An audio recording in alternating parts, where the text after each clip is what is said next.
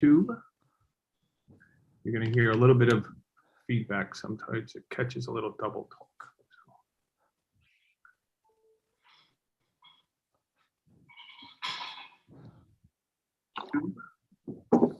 Okay, I hear a little bit of feedback sometimes. It catches a little double talk. All right.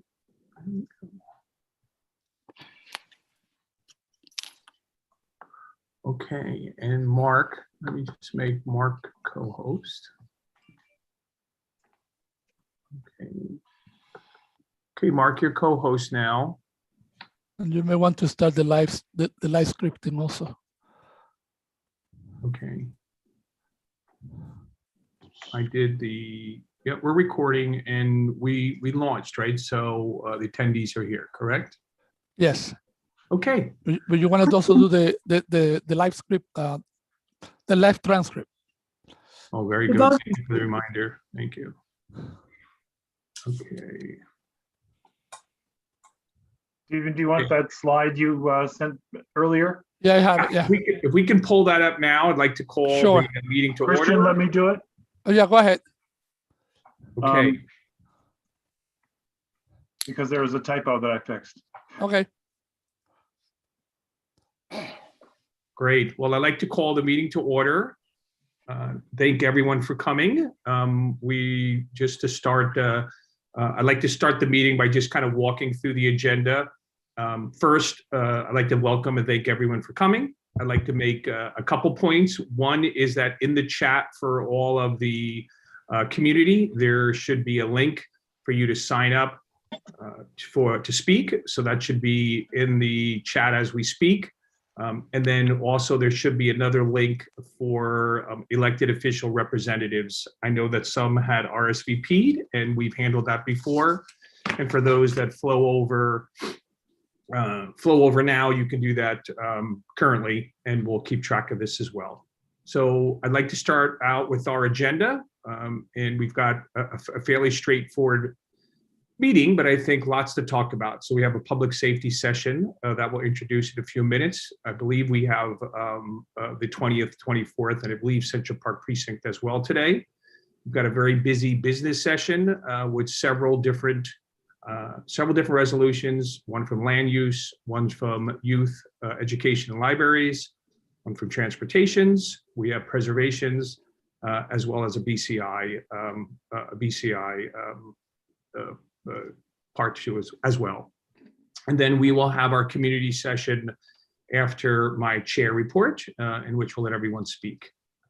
So with that, if we can double check, I hadn't checked to see if both the captain and who was here for the public station. I see Captain Gallagher. Just double checking a few. Does anybody see Captain Zuber is here too. Okay. Great. And do we have Inspector Yaguchi? Yeah. I don't see him just yet. Okay, well, why don't we start out? We certainly want to thank Captain Zuber, who has been coming, but I wanted to welcome, perhaps, I think for the first time since I've been chair, Captain Gallagher from Central Park Precinct. And I also wanted to thank him for giving us a tour, which was very enlightening. A few of us was over there, and it was a very impressive facility. And generally, Captain Gallagher, what you could do is give just a little bit of a report in terms of what's going on. We'll have each of the three heads sort of do that, each one giving 5 or 10 minutes, and then we sort of open it up to questions for all three of you. And if you'd like to start out first, we appreciate it. And please note that Captain Gallagher, I believe, was off today and made plans to be here. So I'm very, very appreciative, and I feel very guilty about it, but I'm happy you're here. Thank you so much, Steve. And thank you. And first of all, thank you for inviting me today to come speak to everybody about Central Park. And it's great to see some friendly faces and some new faces as well. So I'm really glad to be here. One of the things that I just wanted to talk about was an incident that happened a few days ago in Central Park that really was a cause for concern. And many of you may have read about it in the newspaper. We had a situation in the western part of the park where an individual was followed, they were punched in the face, and there's a possibility that this was motivated by bias against somebody being Asian. And I just wanted to, talk a little bit about that incident. Very straightforward and sad incident. A man and his family were just walking in the park. Somebody followed behind them, mumbled a couple of things that the complainant didn't really understand, and punched him in the face, causing a bruise to the eye. There was something said that you have the advantage. We don't really know what he meant by that, but we're investigating this, and we're looking at the possibility of this being either a random attack or even possibly motivated by some type of bias against Asian Americans.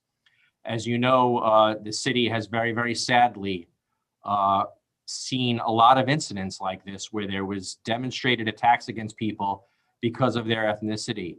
And we take it very, very seriously. It's a horrific crime, and we want to apprehend that person.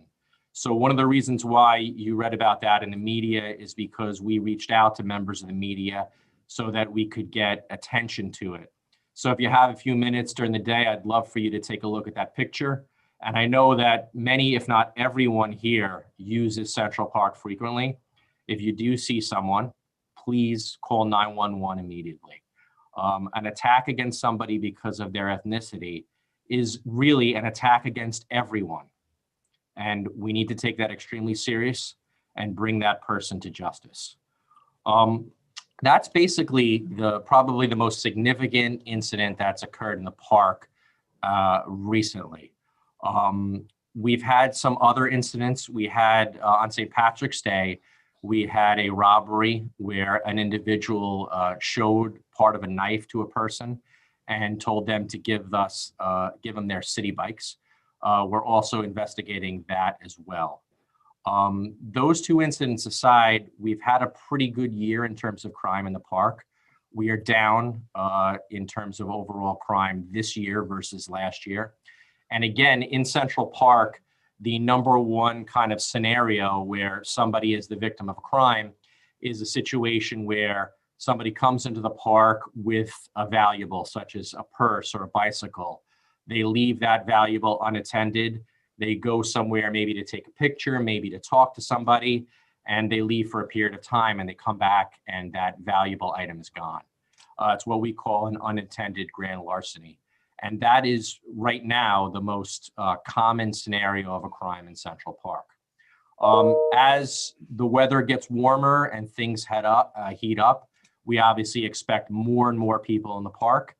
And we want the park to be the safe, beautiful place that it should be, especially in a pandemic when for many people, and I'm sure everyone on this call, the park kind of became a refuge when people were in quarantine, a refuge when people were really confined to their houses and they could only go out.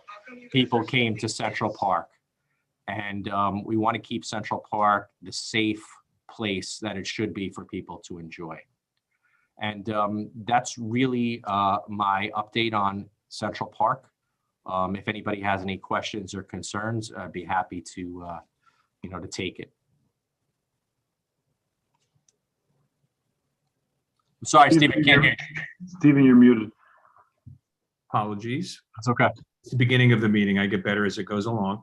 If we let the others give their report, and then we'll open it round robin to the community and others, so all of you can report. We appreciate it. Sure. Captain Zuber, great to see you again so quickly. And long time no see. Exactly. It's been almost 24 hours. I think it's less than, but feel free to give your report. Sure. Thank you, Bill Gallagher, for coming on. I think it's great that we have him here joining us. This really is one big neighborhood, Upper West Side, Central Park. That obviously connects us to the east side, but a lot of what we see here in the 20th precinct and the 24th precinct is also reflected in the park. You have a couple of differences being the businesses and the residents, something that Central Park just doesn't have. So we are seeing a lot of the same trends. A lot of our crimes are property crimes. It's unattended valuables that are being taken, sometimes on the street, sometimes inside sidewalk dining or inside restaurants.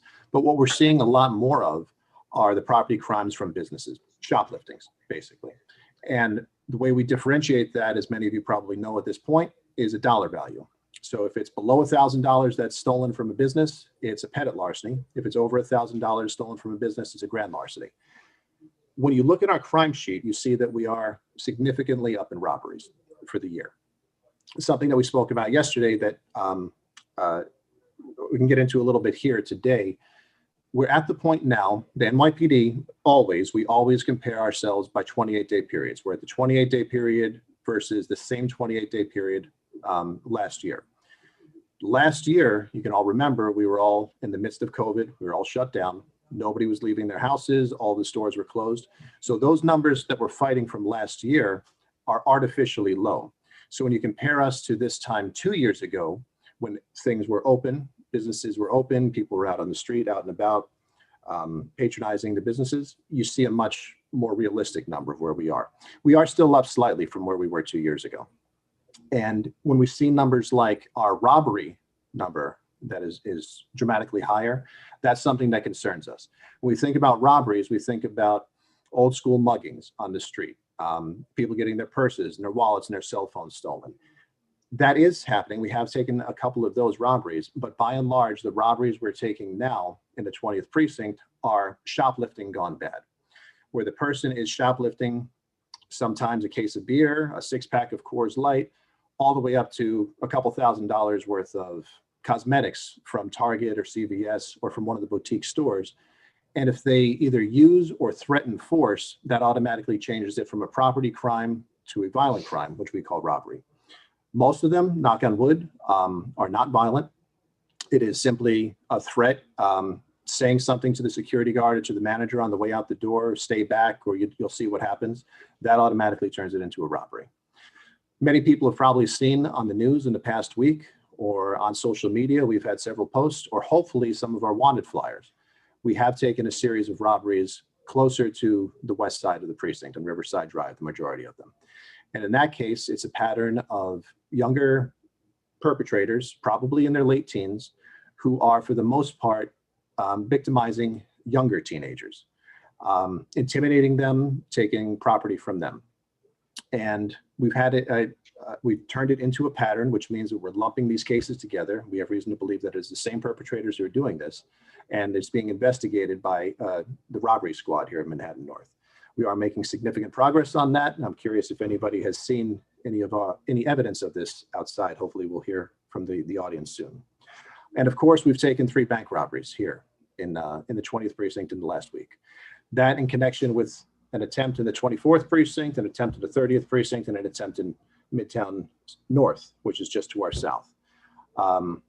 Because of this, they've all been lumped together into another pattern. And we have the robbery task force, the major case unit is taking the lead in that investigation, and our detectives are assisting with that. I'm very, very confident they will be making an arrest in short order on that. We'll leave it there. Okay. Thank you. Inspector Yaguchi, I believe that you are now on the call, and if you gave your report as well, and then we'll open it up to questions after that. Hello, how are you? Sorry about that. Just real quick, we in the 2-4 slightly up in robberies for the 28-day period, 12 versus 11.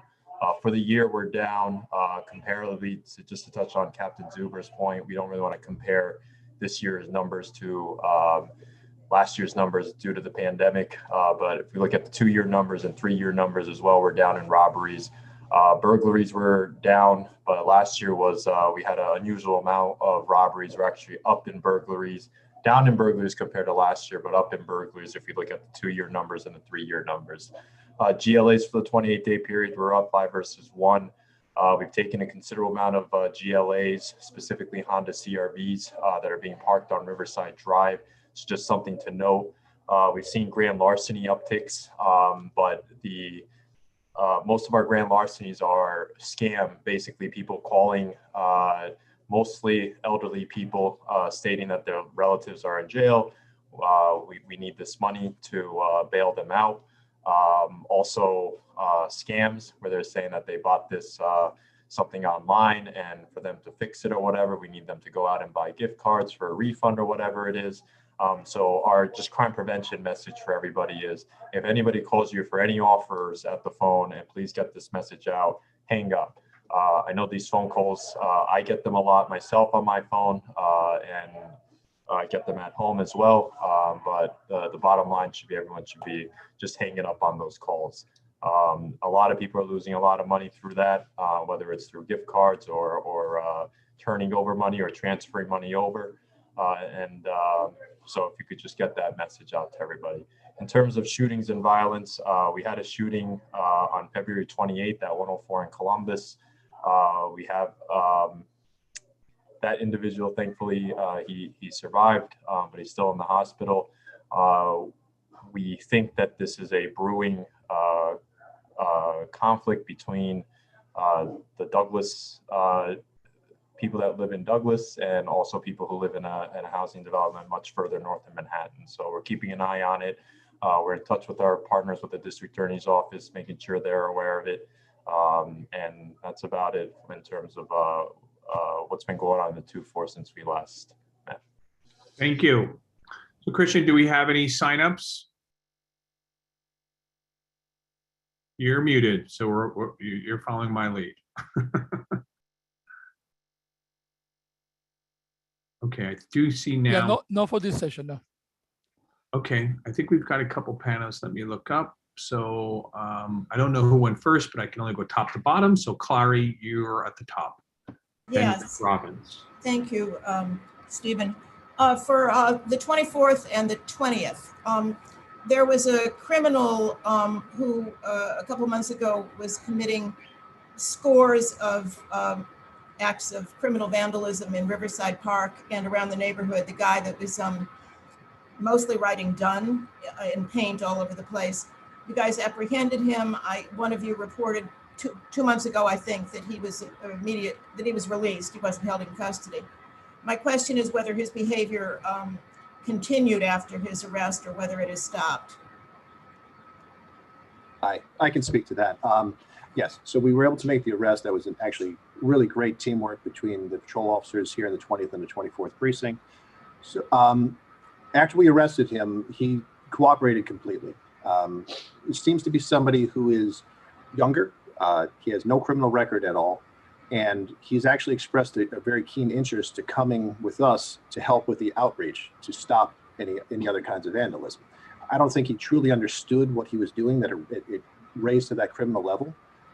And we've actually kind of enlisted him to help us to go out with a community outreach, and he's going to be helping us with our graffiti cleanups from now on. It is actually a very good story. Thanks. It would be good if he would clean up the huge "done" that he wrote on the sign on my local pharmacy, Joseph Pharmacy, that hasn't been able to clean it up themselves. That is actually on our list. We're going around, and this Saturday, you're going to actually see a very big graffiti cleanup push. I can't promise we're going to get all of them this Saturday, but this Saturday, as the weather gets warmer, we are going to be out there in force. Thanks so much, Captain Zuber. That's great news. Thank you. Thank you. Rich Robbins. Thank of someone correcting themselves without criminal prosecution, and hopefully he stays straight. And thank you guys for joining us tonight. Really appreciate you spending the time. Just my usual question about, you mentioned crime statistics. Would love to hear traffic statistics, just how we're doing on the roads, how many crashes there have been, injuries, any of that stuff. So thank you again.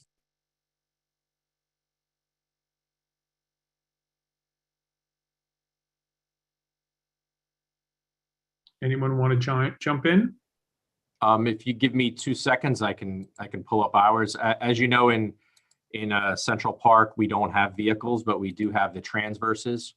I can certainly, if you give me 2 seconds, I can just pull up a couple statistics on that. Regarding bicycle collisions that occur in the park, as the weather gets warmer, obviously we'll see more bicycle collisions inside Central Park.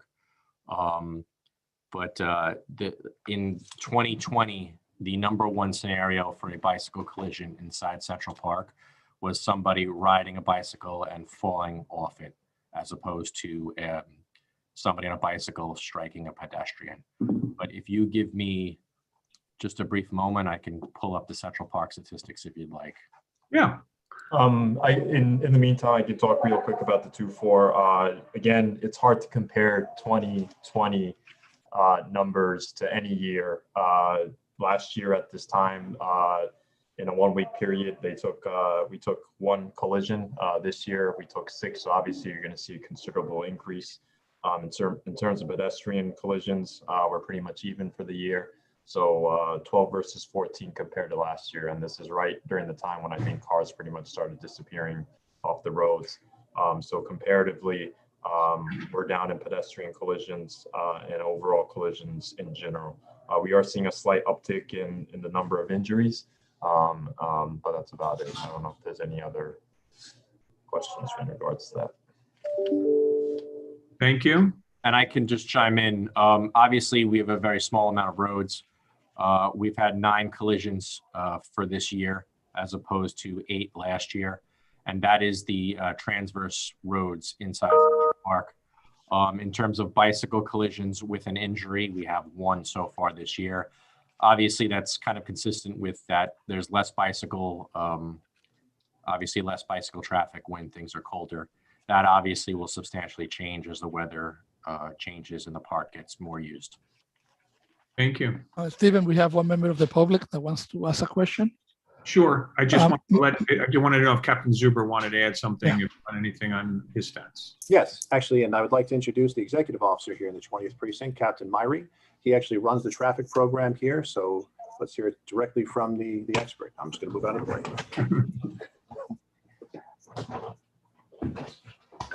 Hi, everybody. I'm Captain Myrie from the 2-0. I've listened to the 2-4 and Central Park present. And likewise, we're seeing a slight uptick in the numbers of bicycle accidents for the period so far. And this is something that we anticipate going into the warmer weather. We're going to anticipate a lot more recreational bikers. So again, that's going to be an issue that we need to look at and probably prepare for going forward. In terms of collisions, we're 2 down for the period, 2 up for the period. And again, we're significantly down from this period last year. So again, 8 injury accidents. We're seeing some upticks in accidents and injury accidents because of the weather. We think there's a lot more traffic out there, a lot more people out there driving around and delivering. But again, looking at emerging trends, we don't see anything beyond the bicycle accidents, which are a problem, not right now for the 2-0, but going forward for the rest of the warmer weather. Any questions? Would it make sense just to automatically compare all numbers to 2 years ago? 2 years ago, that's a good question, because some changes in the reporting of the vehicle accidents. You know, for instance, if we looked at our year, that's true. Go ahead, boss. Inspector, you were. No, continue on. Thank you. Right. If we looked at the numbers for the past, 2 years out, say for instance, for this year, in terms of our collision, because of reporting changes, we have 85 accidents this year versus 252 last year. And that's because of a change in the way we report accidents. So 2 years before, going further a year out, you'll probably see the same trend in the numbers going higher because of, just the way we reported the accidents. So in terms of property damage accidents are not, we don't report them directly to correct. Right, go ahead. I think it's also important to note that there have been several bills that have been introduced saying that the responsibility for reporting collisions is going to be taken away from the NYPD. Right. There's also been a push to free up NYPD resources if it is just a property damage only, whether it be a bicycle or a vehicle. Sometimes, well, if it's a pedestrian involved, we're going to be there no matter what. That they would rather free up NYPD resources and let the people report it directly to DOT or to their insurance company. So we do see a trend that we're not taking as many reports compared to where we were a couple of years ago. And so if you want to compare our numbers directly to 2 years ago, yes, there is, just like our crime numbers, there is the temptation to do that. But because of the changes in reporting, I'm not sure if that's really the best thing we could do. So what we do, always at all times, we go forward, we look at the trends. Yes, we're talking about compared to this time last year, but we're also talking about compared to this time 2 weeks ago, 2 months ago? Is there a construction issue on the streets or buildings nearby? Have the traffic patterns changed? And that's how we adjust the way that we send our personnel out there to enforce the laws. Thank you. Before we go to the public person, there was a question in the chat. It may be a quiz for the captains and our inspector, but it says, if an individual repeatedly commits larceny below 1,000 threshold, can it be cumulatively charged as grand larceny? And Erica Gerson wanted to know some thoughts on that. Anybody have any? And I'm going to leave this up to the two legal minds, my associates here. But I can say from experience, we have had a couple incidences where we have prosecuted something like that. Specifically, it has to be the same person who's targeting the same store repeatedly. It's not always that it happens that way, but we have done that from time to time in the past. And I think Captain Zuber is selling his legal acumen short. He's 100% correct. If it's the same complaint and yes, the same store. Don't sell yourself short, Neil. Don't sell yourself short. Thank you. Okay, so I believe that we have a community member, Maria D'Angelo. You are been promoted and feel free to ask your question. You've got to unmute yourself. We're all having an unmuting problem. I started. Yes, I thought I did it, but I'm okay now. Good. I Hi, started everybody. it, so I apologize. But Good. Okay, great. Thanks. Hi, everybody. And thank you, NYPD. Great overview. Just wanted to talk about the two areas of crime. One is the street crime that we talked about before, the muggings and robberies, the bicycle thefts, the teenagers who were assaulted in the park on 81st and Columbus last week. And I wanted to also talk, but what I really want to talk about is the small businesses. Just wanted to focus on that for a minute or two. So I know that we had 3 bank robberies on Friday. I happened to have been in one of the banks right nearby when this was happening and was with actually the branch manager talking about some paperwork we were doing. And I have to tell you, he was terrified. And I then went to another part of the neighborhood and learned about another robbery that had happened that the owner of the shop didn't want to report and said it was, a low-level shoplifting, and it just was something he just didn't want to report. And then over the weekend, there was a very serious event, the assault that happened on Amsterdam Avenue in a lingerie shop where a 17-year-old girl was shoved into the back of her mother's boutique, and a man threatened to kill her, to murder her when a customer came in and stopped it. So I've spoken with the store owner and as well as a number of other store owners, and there's a real sense of urgency in the neighborhood right now about this pattern of crimes against our small business owners. And I'm especially concerned about our small business owners who are female and working alone in their small shops, who are really defenseless and are feeling very nervous and exposed. In fact, one of the women told me she can't get anybody to work for her.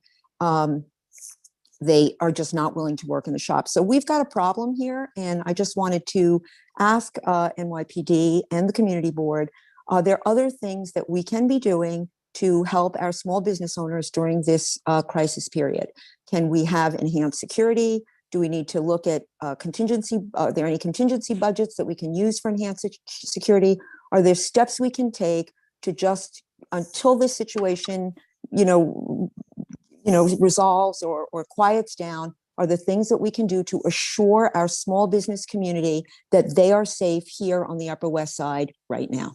Thank you. So, yeah, we've gotten a lot of feedback from the community about how they're unease about what's happening.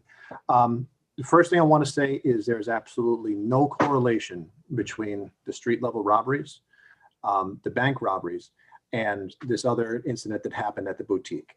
Of the 3, the one that was by far the most concerning to me was the one that happened in the boutique.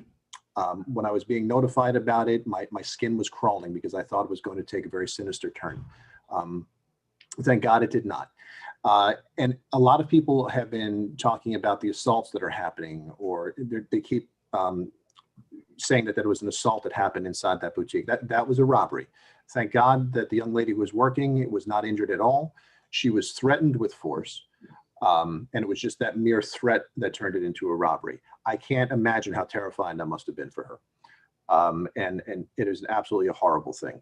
For the local community, what can you do? Absolutely. We can work with you on that. You call 911. If you have been the victim of a crime, or if you think you're going to be the victim of a crime, call 911. Do not hesitate. Yes, we have neighborhood coordination officers who are out there, but they don't work 24 hours a day, 7 days a week. So you can call them, or you can call the desk here at the precinct. But what are we going to do? We're going to turn around and we're going to have to dispatch that call the same way that 911 would. When in doubt, call 911. This is your neighborhood. You know what looks right. You know what belongs here. If something doesn't look right, if something doesn't feel right, if it feels wrong, it is wrong. We're never going to second guess you for calling 911. Thank you, Captain Zuber. Anybody else? Captain Gallagher or Inspector Ugus, you want to add anything? Just in terms of the, just in terms of the business owners, that's obviously an important part of the Upper West Side, these small stores, small business owners. And, you know, we definitely feel an obligation to protect them, to make sure that the livelihood that they put out is protected and they can be as successful as possible. We've been in touch with a lot of business owners on Broadway to make sure that some of the things that you just addressed and you brought up and the fears that we're addressing them. We've gotten criticisms about sometimes that we were not doing enough, and that's certainly something that we want to listen to. There's store owners that we speak to. They talk about some of the issues that they have, some of the concerns, and we definitely direct our resources towards that. We try as much as possible to try to put foot patrol out there, just something a little bit more intimate rather than just the general patrol car coverage. And that comes from a direct feedback from the business owners that work here. So certainly, whether it's in the comments or in this forum or other forums, if you can tell us certain areas that you would like us to focus on, we can definitely do that, and we will. Okay. I see that we've got a couple more panelists, and then I think that I got a note that another community member. So why don't we toggle back to some of our community board members, and then we'll move back. So I have Peter Sampton. I have your hand up. Also, just one more public speaker too. Yeah. Yes, we'll go. We have two, Peter and Richard. Then we'll go to the public speaker. I live on West 88th Street, right by a fire hydrant. And I've noticed in the last several months, there's been a lot of parking in front of the fire hydrant to the point where they're really blocking access to it. And unfortunately, not many of them have been ticketed. A few have, but this has become a increasing habit on the side streets. And I'm hoping that something can be done about it because it's dangerous, especially when you don't even see where the fire hydrant is. It's blocked so much, and it goes on for quite a few hours sometimes in broad daylight. Thanks. Thank you, Peter. Steve, Blanche, when I'll take my turn, whenever it comes. Okay, quite a few hands coming up now. So I know that I said that Richard would be next. So Richard's up. Okay, two things. First, if in answer to the question about someone committing several petty thefts, if they're not in the same store, they can't be charged as a grand larceny, but they can be charged as several petty larcenies, and the court can impose consecutive sentences. So it would have the same effect as elevating it to a felony. My question relating to the business owners, I don't know if it's a crime wave, but there's concern, and ask the captains and the inspector, in your experience, would surveillance cameras be a deterrent? I don't know if they would be a deterrent, but they definitely help investigative wise. They certainly have helped us much more than they have 10 years ago. Absolutely. Thank you. So what I thought to do is let's go to the community member, and then we'll come back to both Blanche and I see Doug's hand up as well. But did we promote? I think it was Erica that had her hand that wanted to speak. Yep. Great. There you go, Erica. You get two questions because I got the answer to your trivia question. I know that was great. Thank you. So first of all, I want to say, and I have tremendous respect for the NYPD, but with all due respect, I want to say that it seems unfair, in my opinion, to say that there's no correlation between these different groups of crimes that you mentioned, because while the perpetrators may not have had anything to do with one another, I think there is a general sense of disorder that is sweeping our community and actually the city as well. But I know certainly I can speak to it as an Upper West Sider. There's a sense that crimes and bad behavior are going unpunished and drawing no consequences. And we need look no further than the bikers and the ATV massive groups that go up and down Broadway at all hours and zoom through red lights. And as we've been told on these very calls with the community board, that while there is some things that you do to follow up, it's very challenging. And we all see that there are many young people who are doing things that are against the law that are not drawing a consequence. So I think that from that sense, that people look around and see people doing something and then not having a consequence, there is a correlation. So I just wanted to say that. With that being said, the two things I'd like to talk about, and there's so many I could ask about. One is going back to these repeated larcenies, the petty larcenies that are happening. I know this has been a conversation that we've been having over the years. And my question is, do you know if the suspects are local or are they coming from other parts of the city? And are these indeed repeat offenders? And do we have a sense of where they're coming from and a case to get them? And my second question, which is related, is you mentioned the signage about wanted ads. To be honest, I haven't seen much from the NYPD. I have seen quite a lot from the Guardian Angels. And I would like to see our law enforcement coming from NYPD. So in answer to your question, I did not see any signs up if you did put any for the Lena Jane one. And I wanted to know, I've even heard some people saying they would like to put signs up, but I've heard that sometimes there's concern that it can interfere with NYPD activities. Like if you think you're hot on a trail, it may push someone to stay out of the neighborhood if in fact they're local. So if you can speak specifically to that and whether you have or will put up additional signage related to that event where I saw there was a very clear camera image of the gentleman with the gray hair. And if not, would you counsel those of us in the community to put things up or not, and whether there'll be any reward and whether that can be helpful? So again, are the people from the other larcenies, are they repeating? Are they local? Do we know that? And what can we do about signage and getting more awareness to the Lena Jane incident? Thank you. Let me try to start from the beginning with what you were saying about the correlation. Bravo, absolutely, 100%. Yes, there is a feeling that people are not being punished, and yes, there's absolutely a recidivism factor here where people are committing crimes, they're being released, they're committing more crimes, which means they're victimizing more people. Instead of being held accountable for it, there is a sense that they are being released again, and they are, as I said, just victimizing more people. So instead of deterring it, we're kind of encouraging it. What I meant by no correlation, it means that the perpetrators that are doing one have absolutely nothing to do with the other. Okay, there's no connection there with the crime, there's no nexus. Your second, I want to make sure I handle them in order. What was your second question? Do you know if the people who are doing the petty larceny, is it the same people repeating, and do we know if they're local? Yes, as a matter of fact, the people that we catch, and we do catch a lot of them, the first thing we do is we find out who we're dealing with. We find out what their history is. And we have kind of a running tab here where we see who is in the Century Club. How many of the people have we arrested that have more than 100 prior arrests? Very often it is a lot of property crimes that interspersed in there are very, very serious violent crimes. Yet they are still back out doing this time and time again.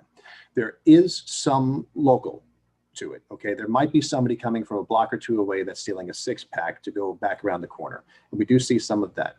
What is far more troubling and what we see far more often are people coming from various parts of the city, essentially riding the subway up and down the subway line. They get out, they go shopping, and they are stealing sometimes a 6-pack, sometimes $1,000 worth of Braun shavers, electric shavers, or $5,000 worth of L'Oreal, or they go into the Gap or Banana Republic and they steal thousands of dollars worth of products there.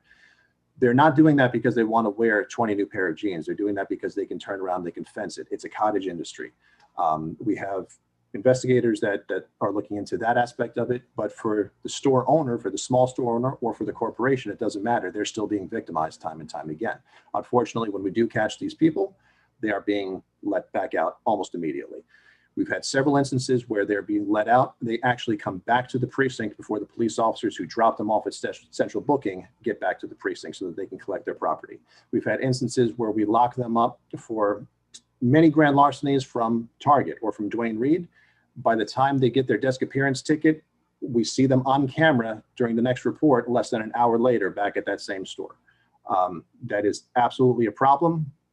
From our point of view, we are going to continue to investigate. We are going to continue to make the apprehensions as long as we can, but we wish that the other parts of the system were working in conjunction with us. As for the wanted flyers, as soon as we start an investigation, it's up to the detective squad, the detectives who are investigating this, when they're going to disseminate the wanted flyers. We do a request for media attention for it. When we disseminate them around the department, it's so that other police officers out on the street, other detectives in other parts of the city are aware that this person is wanted. So if they come into contact with them, maybe on a traffic stop, maybe they're even reporting a crime as the victim, they realize that they are wanted. So it helps us to make the apprehension. I'm not a detective. I've never been a detective, but it is up to them at what point they feel it is in their best interest and best interest of the investigation and the eventual prosecution to put those wanted flyers out for the general public. When we do it as the NYPD, we generally do it on social media via Twitter and Facebook. There are times where we will contact news outlets such as media, television media or newspapers, and we will ask them also. The Guardian Angels, I think they have everyone's best interest in mind. However, they have not contacted us. They're doing this on their own. I would very much like to coordinate with them. However, all attempts of coordination have gone unanswered. Thank you, Captain Zuber. I'm gonna keep going on because of the time-wise. We've got a handful of more questions. They're mostly board members. We're over time, and I want to be respectful of our guest time. So I would ask if we could be, if you got a question, ask the question. Could we be short and brief? And let's ask the question. So Doug, we're gonna go Doug. I know that I heard Blanche, and now we had an Arena. And I think that Natasha's hand might have gone down. But Doug, your question is? Also, one more public member sign up. Okay, well, we've got to move on though. Okay. So, Captain Zuber, Captain Gallagher. Question, Doug, you're on the spot. Question. Yes, Captain Zuber, Gallagher, and Deputy Inspector Gucci, we really appreciate you being here. This was mentioned by Ms. Gerson. It's a follow-up on the ATV motorcycle, I'm going to call them gangs in quote, but it's getting more and more prevalent because the weather is picking up. We understand you can't pursue because of decisions made, let's say downtown. Has there been any further investigation or ideas in policing to stop this, whether it's intelligence, anything that we can do? Because I do believe that it's a case of when we're going to have an injury or fatality, not if but when. Thank you. Thanks. Sure. If you want me to take that, I'd be happy to take that, Doug. One of the things that we do when the weather gets warmer is we have details of officers assigned at the bridges around Manhattan to make sure that when people come into Manhattan on these ATVs, motorcycles, etc., that they are stopped. Those who are in violation of the law are summoned. And those who are not in violation of the law know that the police department is there and actively making sure that they're not. I know that the ATVs and the roving bands, which we call is a frustrating issue. We do investigate them, and we've had some success at them in the past, investigating them. But there is just a general concern, like you echoed, amongst a lot of people, that if we were to pursue them in, say, a vehicle pursuit, that we would be creating or making a dangerous situation even more dangerous than it would be with the ATVs. But we do investigate those, and we do, when the weather is warm, really protect Manhattan by stopping people at the bridges. Thank you. Thank you, Captain Gallagher. Blanche, are you on? Did you still have your question? Blanche? I'm going to pause a few. Blanche, you're muted. I'm going to give you a couple seconds. I am withdrawing because Ms. Gerson asked the question about local perpetrators versus out-of-towners. So it's been answered already. Thank you. Thank you, Blanche. Then I think if we've got another, I think it's mentioned that there was one more community member. Maybe we'll end there because I see other hands have gone down as well. Did we promote, was it Phil Gordon? And did we promote him? In a moment. Thank you. Okay, this will be the last one, and then we'll move on from here.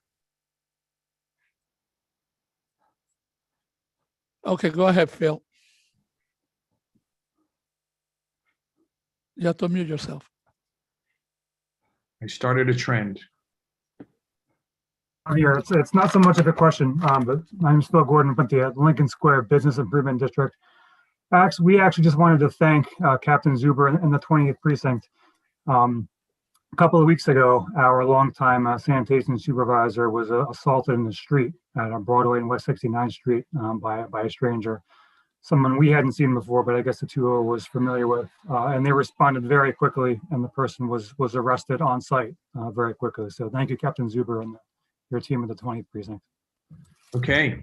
Well, I wanted to thank them as well for coming.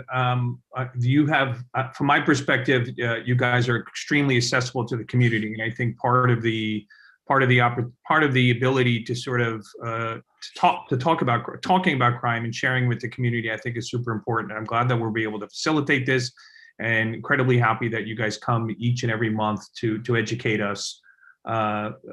You know, Inspector Yaguchi, Captain Zuber, thank you once again, and Captain Gallagher for your first as long as I'm here. I hope not the last. We wanted to thank you all for coming. Thank you very much. Thank you. Thank you. Have a good night. Thank you.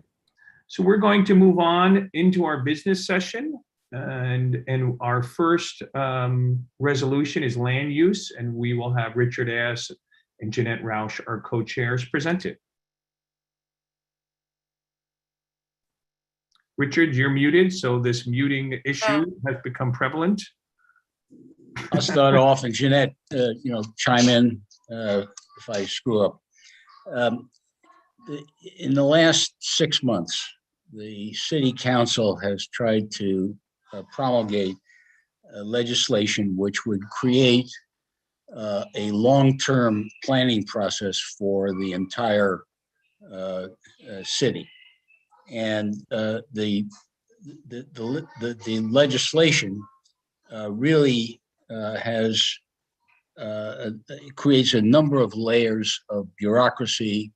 It's intended to take place over a 10-year period, and it has met with some degree of opposition in various areas, even though not all community boards were as fortunate as we were to get a presentation by the City Council representative.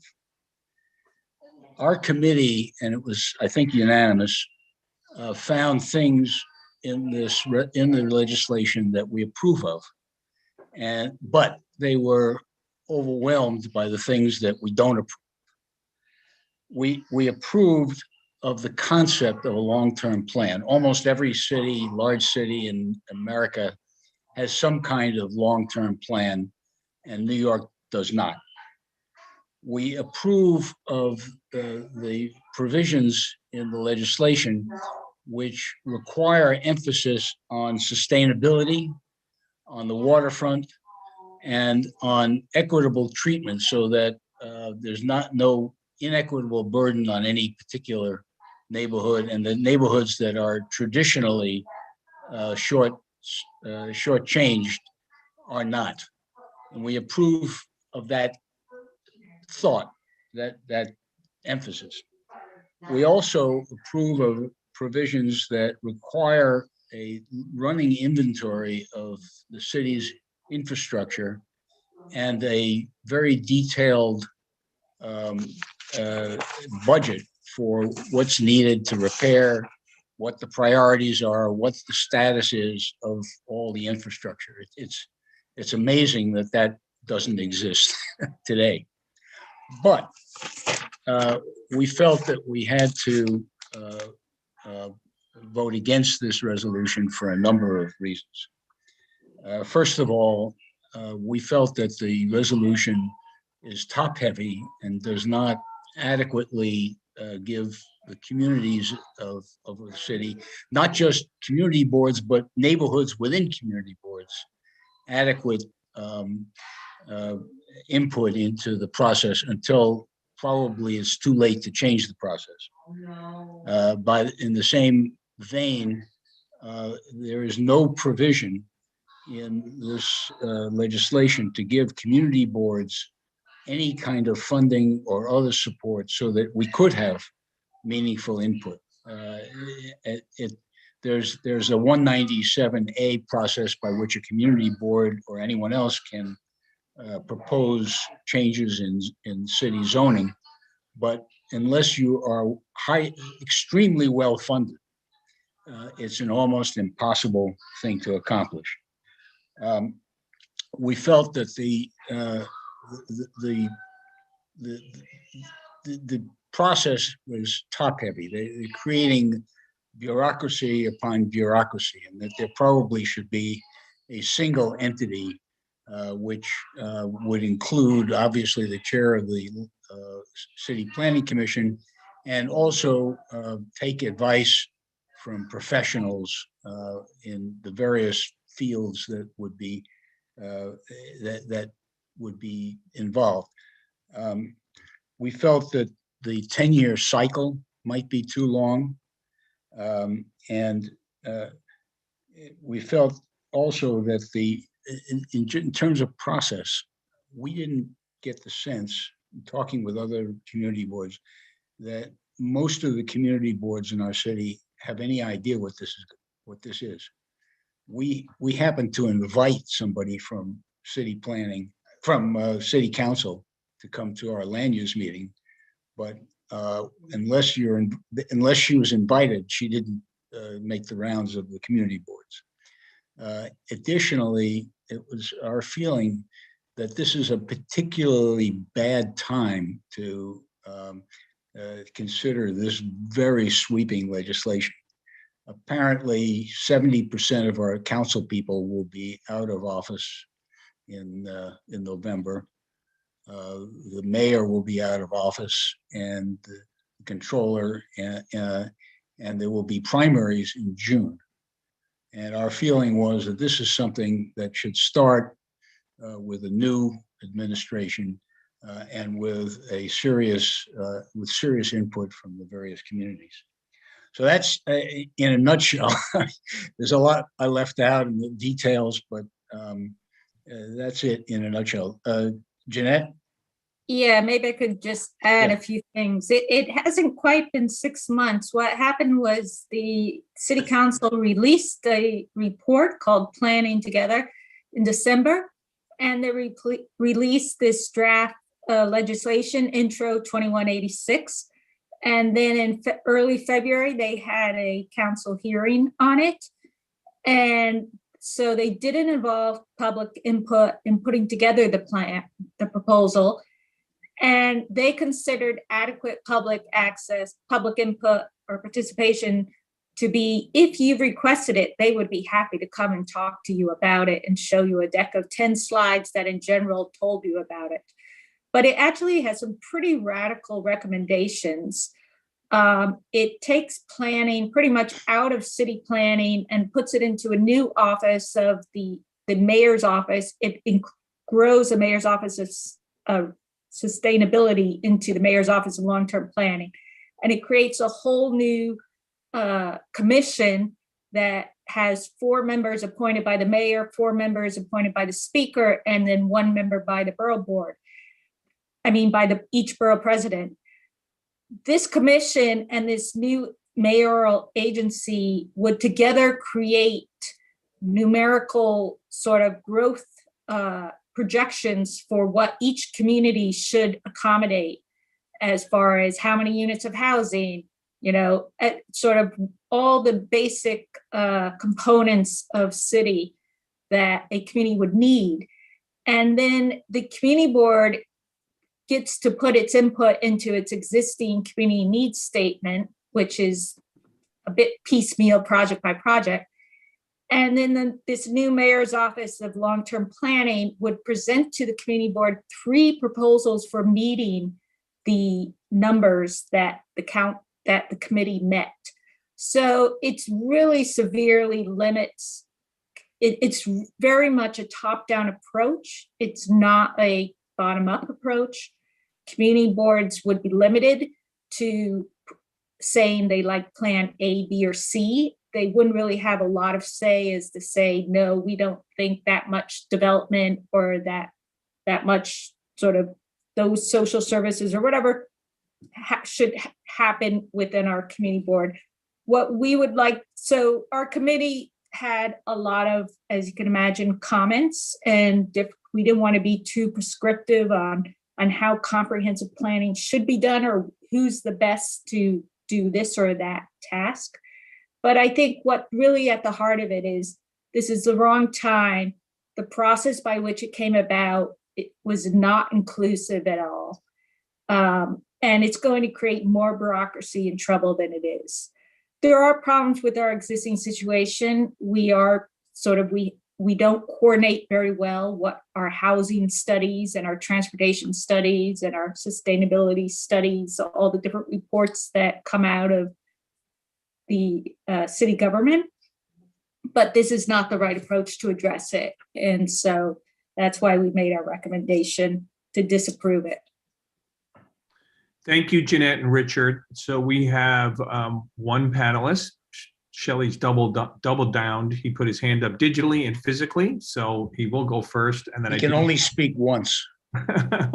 Okay. I don't know if that's possible, but that's a conversation for another day. But we do have 2 community members as well I want to acknowledge. So Shelley, you're up. Okay, certainly the community board input would be limited, but even more so, the top-down nature, the people making the decisions will not be based in many communities, just the numbers and the fact of who is appointing them, speaker and mayor primarily, and 1 person from each borough board can't be effective.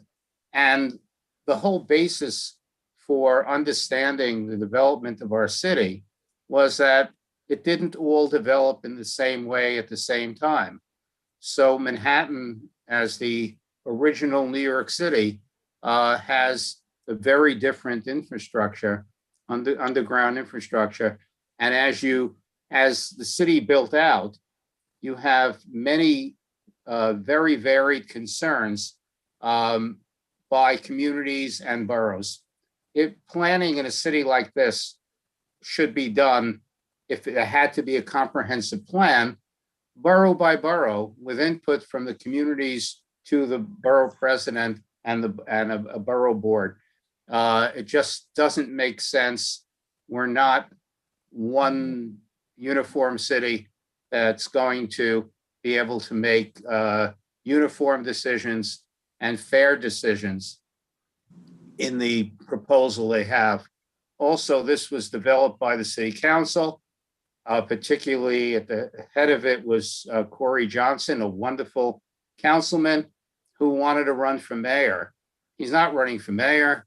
The council was pushing this. It doesn't make any sense in terms of the timing and the fact that people are leaving. Great idea to have a comprehensive plan.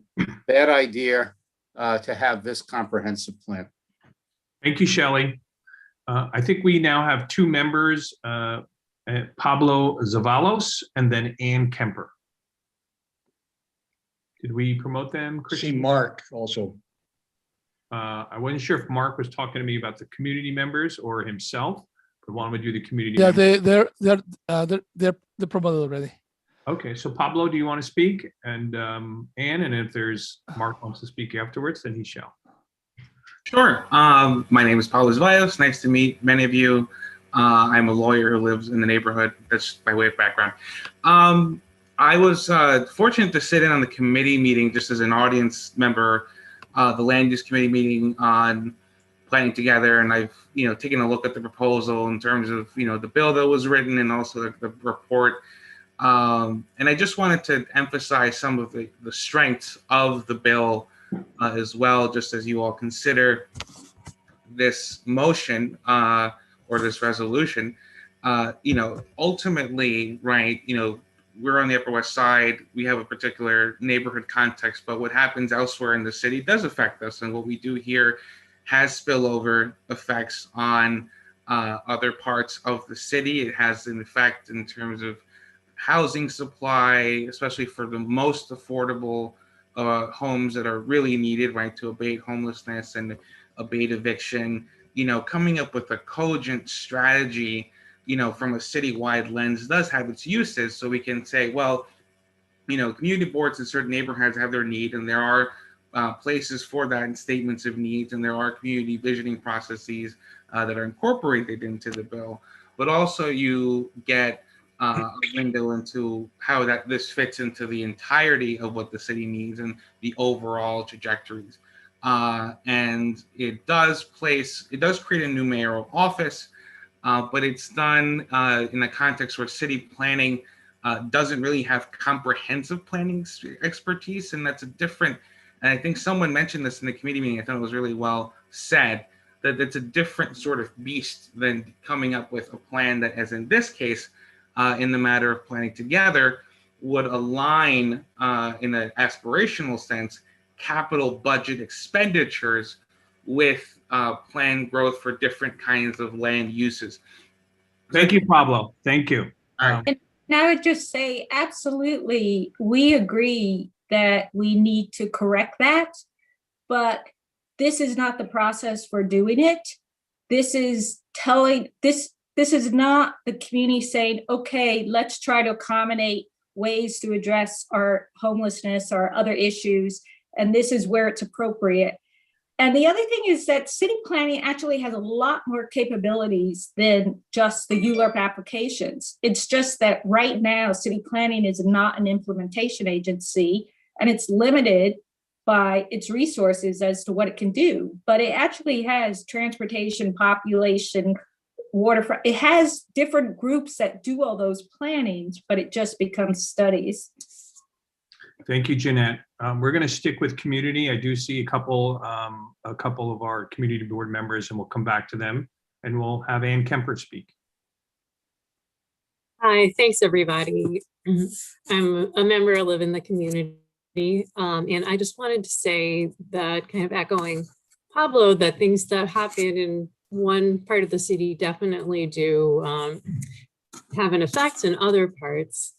And I definitely respect the way that the committee has clearly laid out the things that you liked about the plan and the things that you thought were not so good for us. It does seem that having these district level targets would help us make sure that we get our fair share of resources here in this community, and that, we do need some kind of comprehensive plan. So I guess I'm wondering, like, does the community board think that the current process is better than this? Or what kind of thing would we be up for supporting to that end? Thanks for your question. Look, nobody likes the current situation. And underlying this plan is something very good, which is an equitable distribution of resources and burdens among communities, which doesn't exist right now. Our objection to the legislation is that it doesn't start with the raw product. It doesn't start with whatever neighborhoods need or want. It starts from the top down, and then at some point later on filters into the communities for input at a time when it's probably already written in stone. So our view is that we absolutely do need a plan. And we think that if there's a new administration and there's time, a plan can be developed that makes sense for everyone and that gives our communities input. I think that's how we feel about this. And I thought that the resolution reflected that. Thank you, Richard. So we have two more comments from our community members, and then from a timing wise, I'm hoping we'll move to a vote. So we have Mark, and then we have Robert. So Mark. Thank you. And Richard's and Jeanette's last two comments said a lot of what I wanted to share. But I want to emphasize one of the many great parts of the resolution as written is the unnecessary nature of adding an additional layer of bureaucracy when adequate and, in fact, well-informed agencies already exist. Jeanette spoke about city planning. I'm going to make another pitch for community boards being the driver rather than the recipient of these plans. And there is no reason why this needs to be rushed through in the last year of a mayoral and council administration when it can be done, because you only get one chance to do this. And so it needs to be done correctly. So I urge my colleagues to support. Thanks. Thank you, Mark. And Robert, you'll be the final speaker, and then hopefully somebody will call the vote and we will vote. Well, yeah, thank you, Stephen. You know, we catch ourselves in quite a conundrum, I think, that where we have the city council strongly supporting this plan. And if you take into account on the other end, the community board, ours perhaps leading, but many others as well, I would suppose, challenging that strong support the city planning, the city council is pushing behind this plan. Yet easily half of the community board is appointed by city council people. And we have had traditionally some of the most aggressive ones that have included our views and our positions in all of the propositions that are presented to the city. And so in that wonderful line from a movie, we have a failure to communicate. So where is that logjam? Where are we not communicating with our representatives who are pushing these important programs? You have to have a master plan, even if that master plan has a substantial degree of elasticity to it, flexibility, resiliency, so that it can be made to work over the decades. But it's my usual gripe, I guess. So I'm not asking for a response, but in my particular case, I was appointed by Scott and Gail kept reappointing me, but the city council representatives appoint, I don't know what the number is, Stephen, but it's gotta be half of the members of the board of the 59 boards in the city. Right. Yet we're pushing back against our very representatives. And when I say some of our most aggressive, and I consider Helen to have been quite an effective city council representative. You know, I think she's pretty tough, real smart. And she's been on the case on different fronts. On the strong card to me is the fiscal and the numbers and the budgeting and all of that kind of stuff. But she's not the only one, okay? Now, someone just lauded the speaker, and that he's another one. There are others all over the city, and they're appointing us. Thank you, Robert. Thank you. If I can. Gripe, Stephen, that's a gripe. And it's a conundrum. How do we get out of this conundrum? Steve, if I can just, if I can quickly. Wait a second. Thank you, Robert, for your comments. I was just summing it up, and I understand, and I applaud anytime we can quote Cool Hand Luke, so thank you. And I'll let Richard will respond, and then hopefully someone will call the vote. And I'll call the question. Let's let Richard respond, and then we've already got to call the question if Jeanette wants to add some thoughts as well. Robert, it is a conundrum because everybody agrees we need a plan, and I think at least everybody in our committee agrees that this is not the plan. We don't know that the city council is supporting this plan. We know that the chair of the city council is supporting the plan. We understand that there is substantial opposition. It's my understanding even that the chair of city planning has opposed this plan. I haven't seen that opposition, but I've been told that it's there. I think that the reason those of us who've been appointed by city council people are on the board is because they trust us to exercise our independent judgment, regardless of whether we agree or disagree with them. And in this case, I don't even know if we disagree with our city council people. Thanks, so Richard. I'll leave it there. Can I make one factual correction? You can make one after, let Jeanette speak a couple words. I'm sorry. Thank you. Thank you, Jeanette. I saw that there was a question I wanted to address, that where is the legislation now? So the first thing is that the proposed legislation is still in its proposal phase. At the February public hearing, the city planning commissioner and the made it very clear that city planning did not agree with the top-down approach of this. I would also say every other community board that was prepared and ready to speak at that hearing was against it. There were some planning entities, sort of nonprofit civic groups, such as the RPA, that said that they weren't for it. But there were a lot more people who were against it. And again, we're saying we are against the process by which both this came forward, the lack of community involvement in that process, and we're against the top-down approach. And we're not saying that we don't feel that local city council members appoint community board and there's dialogue going on there. But I would worry as a city planner myself, much more for other communities that aren't as vocal as us, to have dictated within their community where and what development should happen when their only voice are 4 members appointed by the city council, chairperson, speaker, the mayor, and 1 for the borough president. Our community actually is pretty vocal out there. We know how to be vocal about things. But I think when we keep in mind, I think as the speaker said, what happens in our community impacts others and what happens in others impacts ours. This is not a good process to move forward. And I think we can do better. So it isn't that we're happy with what we have today.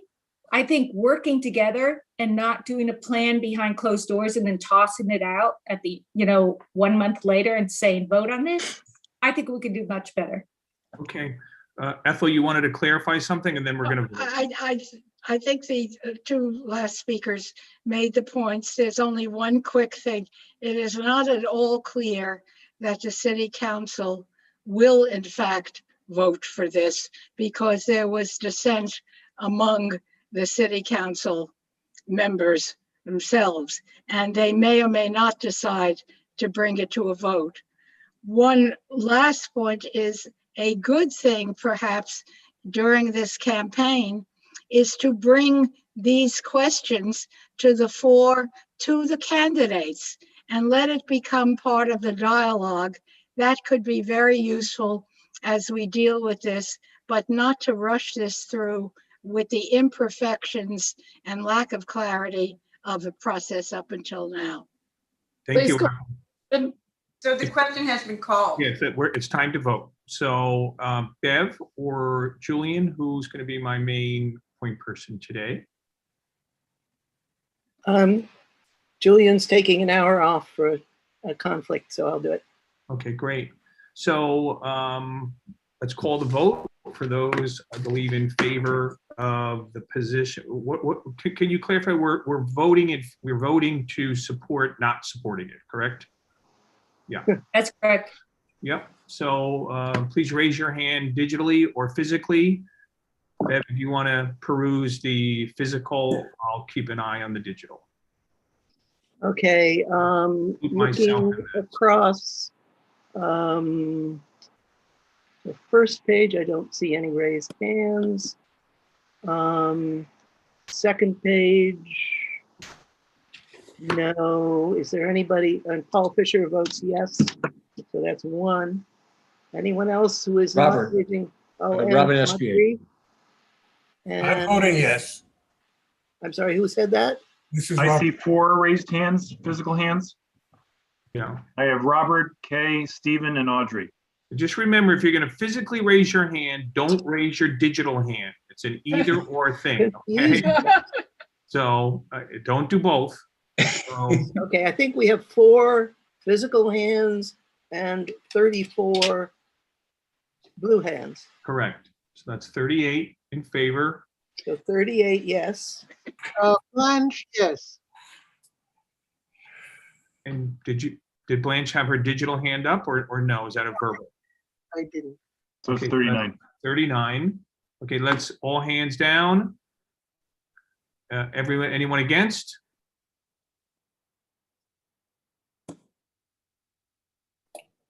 Okay, and on the physical hands, I don't see any, and there is one blue hand. Yeah. Okay, abstaining. You want to put that hand down? Lower hand. Anyone abstaining? I'm going to lower that digital hand. We're going to go quickly through abstaining. If you want to speak out and not just put your hand up, that'd be great.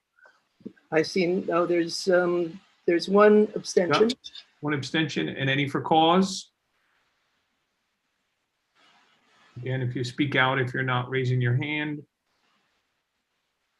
Okay, so I think that's it. It's So 39-1-1-0. 39 to 1 to 1 to 0. Okay, thank you. Thank you. Let's go on to YEL and Courtney and Blanche. And we're going to be talking about ensuring full funding for our New York schools. Great.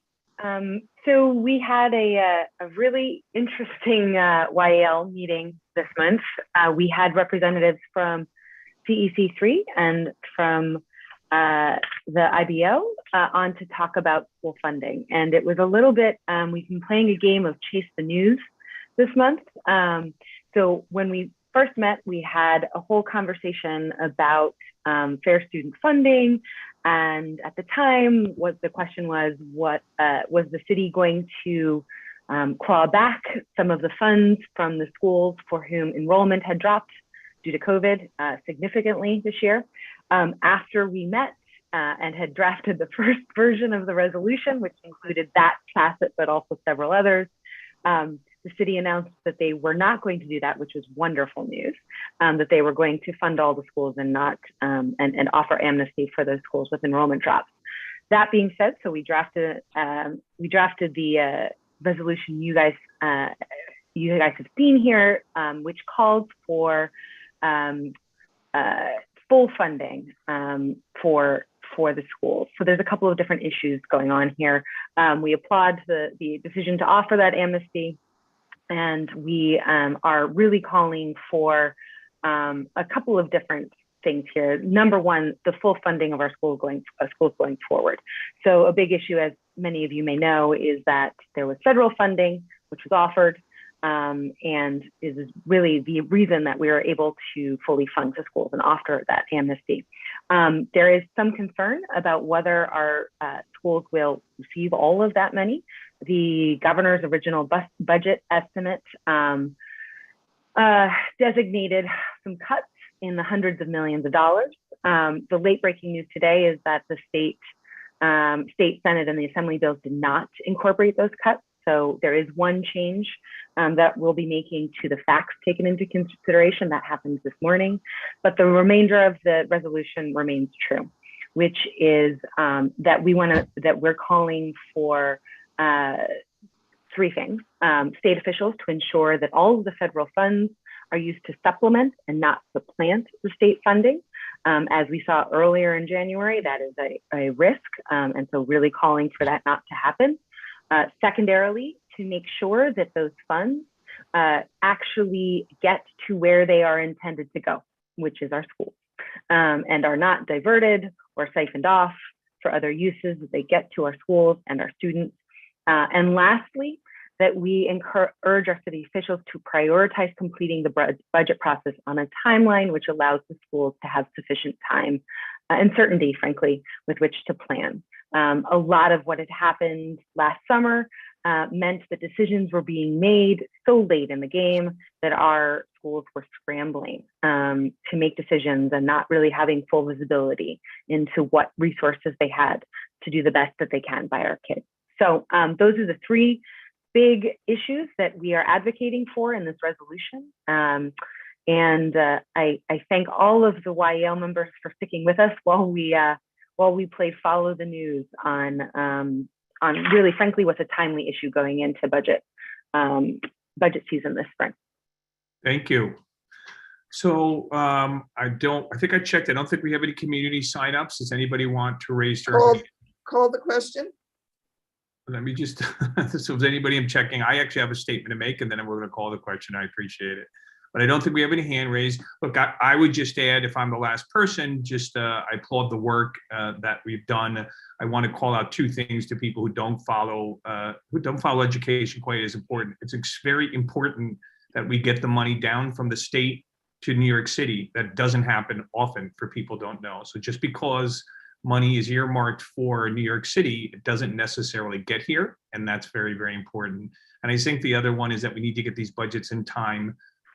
There's a lot of concern again that next year we're not going to be open in time. And there has been, unfortunately, a habit of doing things not quite in the timely manner that need to be done in order to facilitate things. And I think parents such as myself want to make sure that they are being done in a timely manner. So I just wanted to point those two out. I do see, Christian, that you did raise your hand. Is there something you wanted to add as well? Yes. I think I heard on the news recently that there have been a lawsuit that was recently resolved in which certain school districts like New York City were not receiving the same amount per student as some of the school districts in New York State. And they recently, the lawsuit finally came through, in which now we're supposed to receive that money. So we should urge the state to follow through on that. Well, yeah, that's been a hot topic for a long time. That was part of all the news that came through this morning. So great. Helpful. Thank you, very, very helpful. Okay, so I believe the question has been called already, so we can vote. So let's move to those who are supporting the resolution. Let's raise digital hands and physical hands. And Bev, if you want to start the physical hands.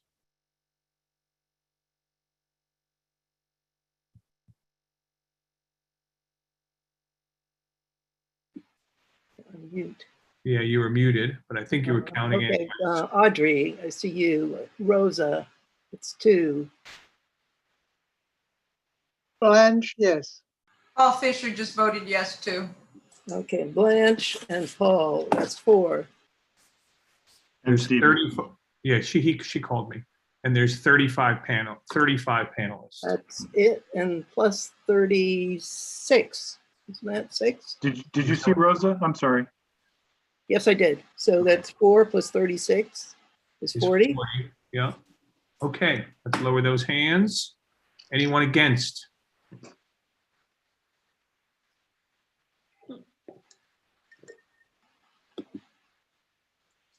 Okay, they are down. See no physical hands. I see 1 blue hand. Roberta, I'm just making sure, because hands are going up and down, that you meant to voting, that your hand is up now. If you want to bring it down, let me know. Great, that's what I thought. Okay, that's down. My hand was up by mistake. Okay. I hit the 40 to 0. Okay, next, anybody abstaining? If you're going to raise your hand, please speak out loud so we can go quicker, and I'll look for digital. Great. And cause, anybody for cause? I'll pause and we'll take that. None. I think so 40 to 0 to 0 to 0. That's the number. Okay, thank you very much. Steve, if I may, so that all of you know, when the body is taken and Steve says let's lower the hands, I lower everybody's hands at once. So if you go ahead and try to lower it, then it ends up being raised. So watch for that. So we will lower your hands for you. That's the type of tech team that you have to facilitate all your needs of technology. cool hand Luke, and we're going to lower their hands. I like the meeting today so far. So we are going to move on. I'm excited about this one because we have the Transportation Committee one, and I believe we have Andrew and we have Howard. And Howard, I believe, claimed that this would be the least controversial transportation resolution this year. So I'm super excited. I think he's right. I think I'm right. In any event, we'll see. We have only one resolution. There is a very, very public-spirited person on the Upper West Side who I think is on this call. I don't know. His name is Gilbert Tauber. Is he on the call? He should be. Yeah, he's a panelist right now. Yeah. Well, I'm going to let Ken, who found him, introduce him. What this is about is we've come to you for years with secondary street renamings, and often we know who they are when we rename the streets, but we're in the minority in that most of these secondary street renamings don't mean anything to people. But this particularly public-spirited citizen has been maintaining a list of all of the secondary street names in all 5 boroughs. And he's been doing this meticulously. He has a database, and the resolution asks that the city take over this task from him. And I will let Ken, who found this person, introduce him, and then you'll hear from him. Ken? Okay. Yeah, this was my resolution. Gilbert Tauber started doing this in 2014. When somebody asked him what a secondary street name, I think on the Lower East Side, who the person was, and he said he didn't know, and somebody said, well, we ought to have, there should be a database, and Gilbert said, well, I'll create it, because he had already created a database of old street names, extinct street names in Manhattan, 1,600 of them, by the way, like King George's Way and things like that. He created this in 2014. There was the Times wrote an article about it. I'll put a link to that in the chat after I'm finished talking. So it's now on the web, and it's sort of an unofficial city website, which has a paragraph of all for each one of the honorees. And Gil has been maintaining this at his own expense for 7 years, but Gil is 85 years old, and he doesn't know how long he'll be able to do this, obviously not forever. And I think it would be great, and he agrees, for the city to take it over, and probably they could put more resources into it. Perhaps there could be a map where you could zoom in and focus on one intersection and click on it and see a paragraph would come up of the person, the honoree. There are many things the city could do, which he doesn't have the resources for. So the resolution calls on the city council to enact legislation to get a city agency, and we name a couple of 3 different possibilities in the resolution to start performing taking over this function from Gil. And Gil's happy to give the copyrights and all the information to the city for gratis. So Gil, did you want to, well, we have Gil to answer any questions also, but would you like to add anything? Well, first of all, the person who suggested this or urged me to do it 6 or 7 years ago was Mike Mission, the former borough historian. He was being asked questions, and so he came to me because I had the other website. So that's how this thing started. And I also want to make clear that basically what I'm doing is I'm going to the committee reports, the city council committee reports that lie behind each local law. And, and I just take the paragraphs from there and I plug them into my website or into a spreadsheet. And so it doesn't really involve a great deal of research. It's a fairly simple thing to do. But if a private person were to look up at a street sign and see, gee, I wonder who that was, the only way to find out would be to go through the local laws going back to at least 1992 when they started to have these honorary street names. So I just wanted to make that clear that I'm not writing all this from scratch. Thank you, Gilbert. I know there's a couple people hands and maybe they'll have some questions, but I would note that we ended up through Gilbert and Ken's efforts. I do believe we have on our website now a list of these street names too, if anybody wants to see. I see two people. One is a public person and one is a community board member. Jeanette, we'll have you go first and then we'll move to the community board member.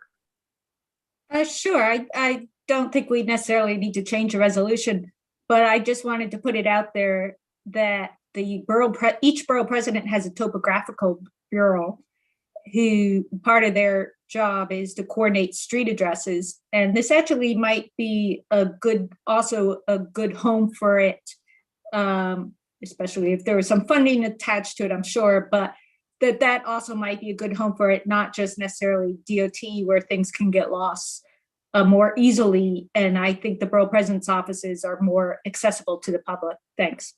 Thanks. I did see Jay raise his hand, so we'll let Jay go and then we'll go to Milda, who's a community member. I just had a quick question. Has anybody talked to any of the agencies enumerated in the resolution to gauge their receptiveness to do this? Well, I have talked, it was some time ago, but I have talked to the Department of Records, and they're certainly very supportive of what I've been doing. And they do sometimes refer people to me, I understand, down at the Municipal Reference Library. But I don't recall that I specifically suggested turning this over to them, but they're certainly aware of it, and I think, and they're interested in it. Just in terms of the cost to maintain it, the way Gil has been maintaining it, I don't know, it's like $2,000 or $3,000 a year, something like that. Well, I spend, there are generally 2 local laws passed each year, each one of which contains anywhere from 60 to 100 odd names. And I figure that I spend about 40 hours a year on this. So, you can just figure from there at 40 hours work. Of course, they might decide to do something a little more elaborate, build on it. Probably if I were a more tech savvy, I might want to do some more elaborate things on it, like put pictures in it. But at least the way I have it now, it takes me about 40 hours per year. Thanks. Milda, a community member? Milda, yeah, you got to unmute. Hi. Good. Hello, everyone. Milda Pokari. I am here to speak about renaming the street on 98th Street and West End Avenue. Many of you have probably read the article on West Side Rag about the 2 pedestrians that were struck on 98th Street and West End Avenue 2 years ago in July 2019. My father was one of the 2 people that were hit, and he passed away a few days after he was struck by the car. I wanted to speak with the community members about renaming the street after him, renaming it Alfred Bakari Way. I have started an online petition, as well as I have distributed petitions in the buildings around that area. So far, we have about 300 signatures, and it's been less than a week that we have collected the number of signatures. I wanted to speak with you about what the process is to start the petition and renaming the street. The other person that was also struck, she's an Upper West Side resident, and she's actually helping me with the process. So. Well, thank you, Milda, and obviously we're very sad to hear about your loss.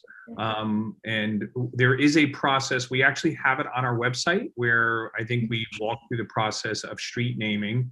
And if you'd like to put your, share your email, I'd be happy to follow up directly with you on any questions as well. Yes, I'm not sure if that's okay. Would I be able to share the petition with on the meeting for people to sign? Is that okay? You could certainly put it in the chat, and if you want to share, people will see that. And again, we could talk about helping you facilitate all that as well. I really appreciate it. Thank you so I much. should have your email because you signed up, and I'll follow up tomorrow. We'll make sure we help you go through the process. Thank you, Stephen. I appreciate it. And thank you, everyone. Thank you very much, Melda. I've got a promise from Andrew that he's got a quick question. What is it, sir? A quick comment. All right. Yeah, this is really wonderful. Maybe the Department of Cultural Affairs in coordination with the DOT could be the joint agency. It has to be a citywide agency. I don't think individual borough presidents would necessarily share with each other. So it has to be really something that is citywide, and it has to be noted somewhere so that the average person in the street could see a sign and know, oh, that's a good where can I find out who that is? We need it on the links, on the Zoom, on the street links that you see everywhere. It has to be a well-known fact where you would go once there is a city agency to do this. Otherwise, you've lost the effort. People have to know where to go to look.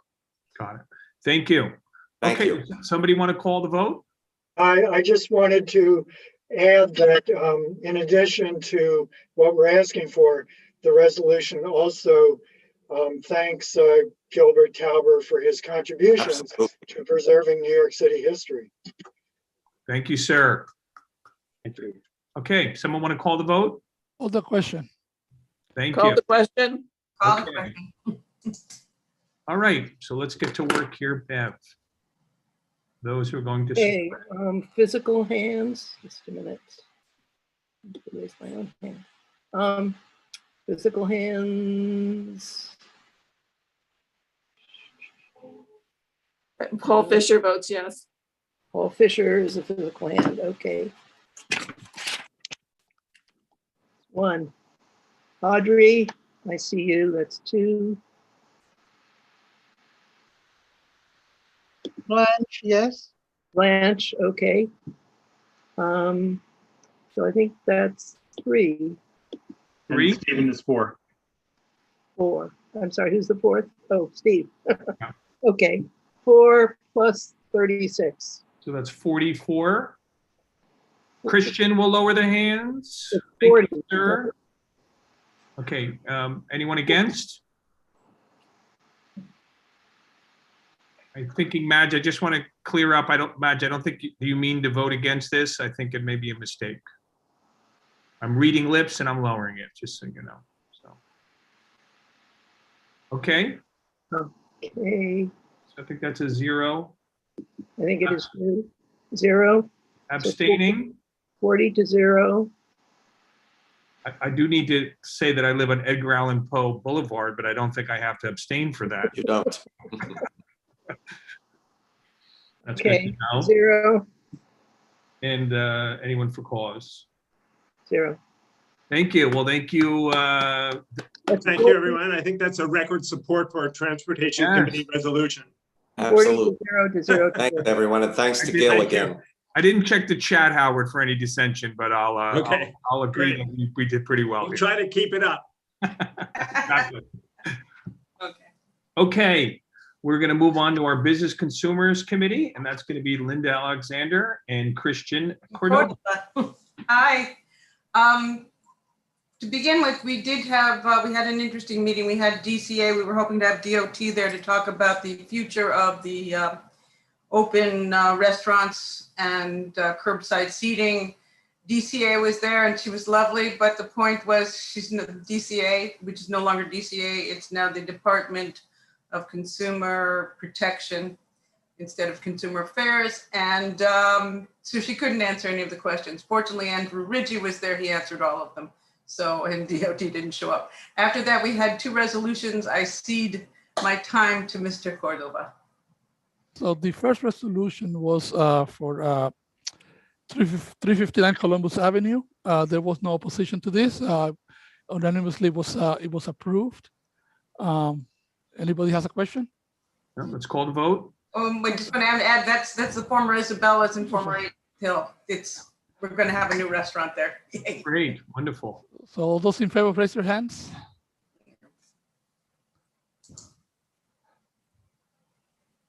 Okay.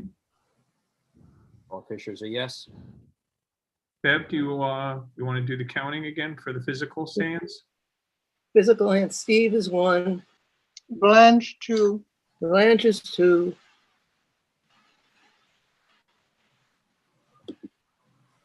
Audrey is 3.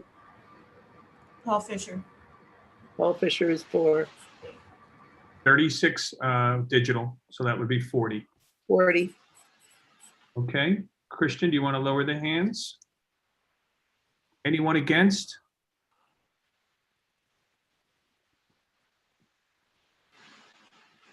Okay. Anybody? I'll give Bev a few minutes to peruse, but I'm going to take that as a no. Any abstaining? Just speak up if you're abstaining, please. We're going to take that as a no. And anyone for cause, speak up if you're for cause. So Okay. 40 to 0 to 0 to 0. Correct. Diggity. Next one, sir. Okay, go ahead. Oh, and the next one is, this is a remarkable thing. Restaurant Layla on West 74th Street, when they first opened, and this is a wonderful restaurant tour in our neighborhood, Hussein, and he has Bodrum, he's just been around forever. Anyway, he opened this wonderful little restaurant, and of course, and he wanted to have a backyard, a small backyard, 13 seats. And the neighborhood went crazy because it was on a donut. 2 years later, the pandemic and everything, all of those neighbors wrote letters saying they supported this backyard seating. So it was kind of a no-brainer. He's going to get his backyard seating. In conjunction with that, we are saying we want to extend to the original application so that they can do it right now instead of waiting. So that was about it. So he's going to have a small backyard, rear yard patio. Any questions? No.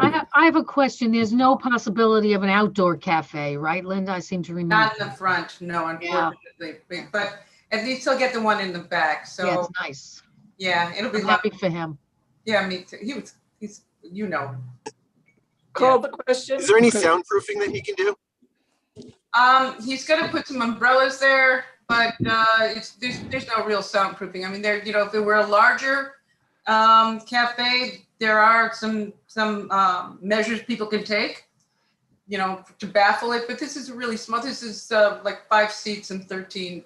5 tables and 13 seats. That many. I mean, it's written down here, but it's very small. So no. Madge, did you have a question or did you start to vote? Great. I really perfected the lip reading, so I'm going to take that as a no. And any other questions? All those in favor, raise your hand. Okay, great.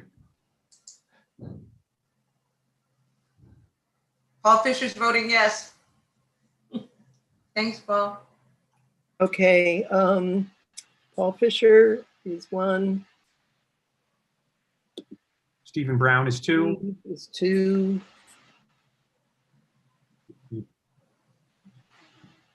It's Jimmy, Blanche, and Audrey's who you've been. Audrey.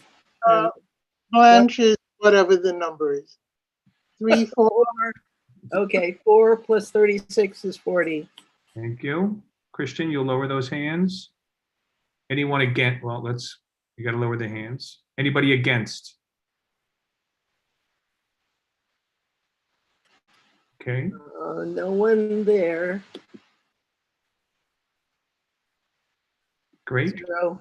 So that's a 0. And I'm just going to ask people to speak. Anybody abstaining? You could speak it and be time efficient.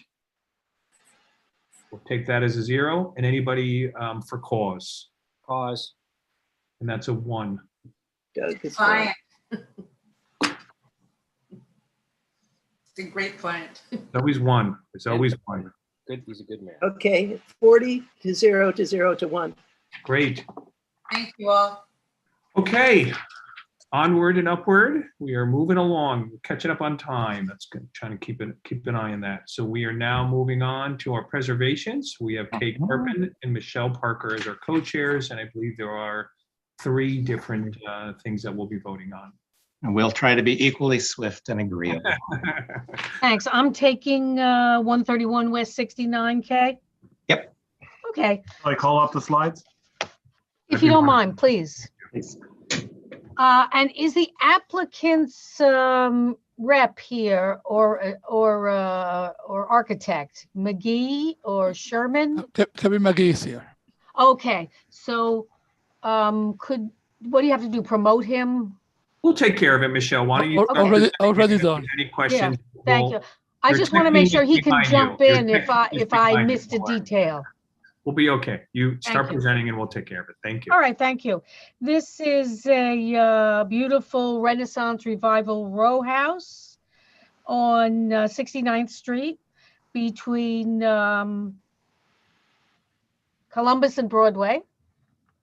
It is a complete renovation on the inside and the outside, but our committee focuses on, our jurisdiction is in this particular case on the roof and the rear yard.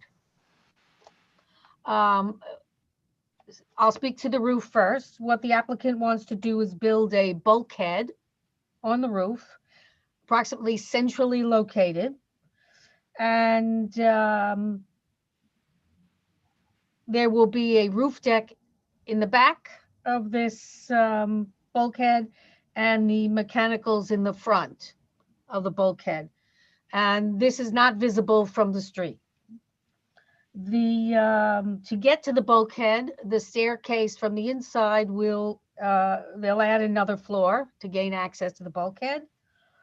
And the flues that exist now on the rooftop, and we've seen this a couple of times in a couple of buildings, brownstones are not up to code, so they have to kind of be rejiggered to be pushed. And this is a suggestion actually that we heard from Peter Sampton first.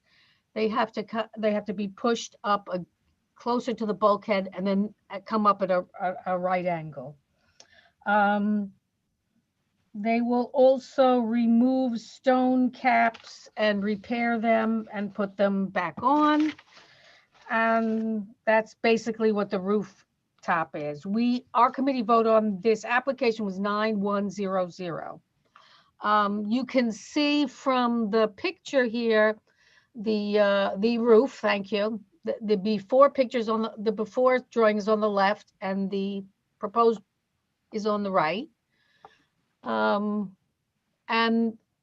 oh wait, this is the backyard now. I need the front yard still, Mark, the front. You'll see they're going to put up privacy walls. But according to the applicant, this is not visible from the street except a little bit of one of the flues. Going to the back, this is Kay and Paige and I talked again about this. The applicant wants to change all of the windows in the dog leg and in the main part of the building, and the applicant wants to add a partial dog leg onto the ground and first and second floor. That's how big it will be, with a window leading out to change the window to lead out to a terrace. They will also put a new fence in the yard for privacy. Can you show the next? There's another picture of the side. The issue that came up, well, actually, I don't think, the only issue I remember that came up about the backyard was, why is the proposed dog leg why it doesn't meet the current existing dog leg. And I think we solved that issue. But maybe the applicants can speak to that. Okay, why don't we open it up to questions first, and we'll have if the applicant can answer directly, but I don't believe there's anyone for the public. Any panelists? Hold on, I see two. I'm gonna have Arena go first because she hasn't spoken yet, and then Robert, you could speak after that. So Arena, you are up. Michelle, just a point of clarification. Is the building the landmark and is it in a historic district? Yes, it's in the Upper West Side Central Park West Historic District. But It's not an individual landmark. Okay, thank you. Thank you. Thank you, Arena. Robert, you have a question? So yeah, it's two parts. And this is my assumption. If I see flues, I think either fire burning, working fire places or restaurants. I don't see a restaurant, so I assume that they're working fireplaces in each of the apartments. And then I have this is going to be a single family residence. All right, but there are the fireplaces in each of all 5 units have the working fireplaces. Well, you can. I don't recall offhand the internal architectural plan, but I'm sure that the applicant's architect can answer that question for you. And then my follow-up question for him would be: may I just attack something on there, Stephen? Yeah. I was just going to say your first question is the fireplace. Your next question, and then we'll have the architect speak. And then if the flues are part of the review externally, doesn't that force us to look at the fireplaces and code issues and all of that? Okay, so I think that answer is no. We stay, although Paige can correct me if I'm wrong. Let's let the architect speak first, and then we'll Okay. clarify. So, is it Hey, Kevin? everybody. Thank you for having me. So to speak to the fireplace issue, we are maintaining a couple fireplaces, I believe 3 within the residence. We're blocking off 2 of them, but not all the flues that we have to extend belong to us. Oh, that's right. It's by virtue of us building the bulkhead that we are going to extend also the neighboring flues of the adjacent properties. And you pay for that? Yes, that's right. We do. And we have provisions in for protections, and each neighbor is notified and then insured against any potential damages that may happen to their property in the course of this. But it's all, very above board, and we present them site safety plans and protection plans and get sign off and okays. And then once everybody's agreed to all of those elements, we go ahead and take care of the payment for and the extension of each of those flues to bring them up to the necessary height. So it's not, basically outletting that, that smoke into, this new rooftop extension. This is a building code requirement now. Sounds like a generous and creative solution. Yeah. Thank you. Arena, I see your hand up again. Do you have another question, or is that? Yes, I do. Michelle, are there other buildings in this district on this block that have had similar modifications? Which you mean bulkheads on the top or the rear? Yes, Arena? the top. I'm gonna let the architect answer that too.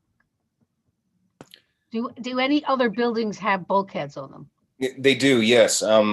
Unfortunately, I haven't gotten back to the site in order to document those, but I plan to document at least 3 buildings on that same block have extensions. And then once I have that documentation, I'd be happy to send it back through to everybody. We're talking about the bulkheads. That's right, yeah. Okay. Thank you. Thank Okay, you. the last hand is for Paige, and then we'll move to a vote. So Paige?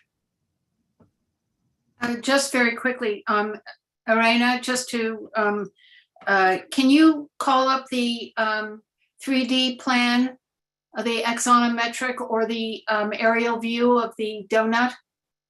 I can't remember the number, I'm afraid, sorry. But Arena, you're right. It is a historic district.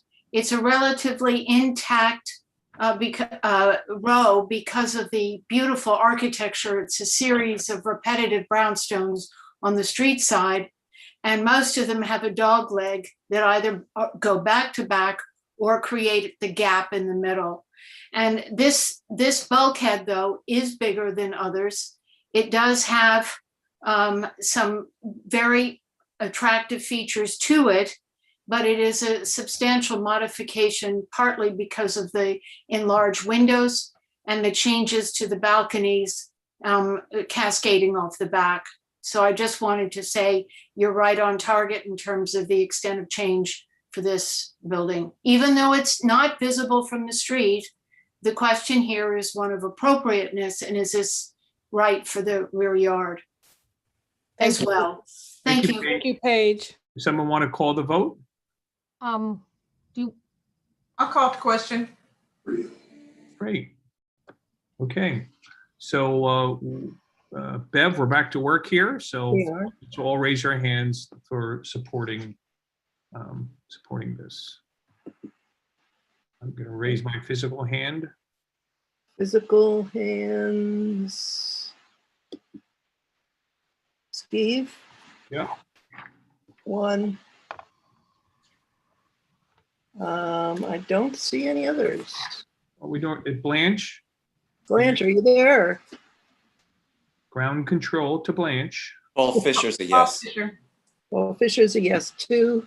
I know Audrey's been raising her, been physically voting. Perhaps you can check her window. Okay, let's see if I can find her.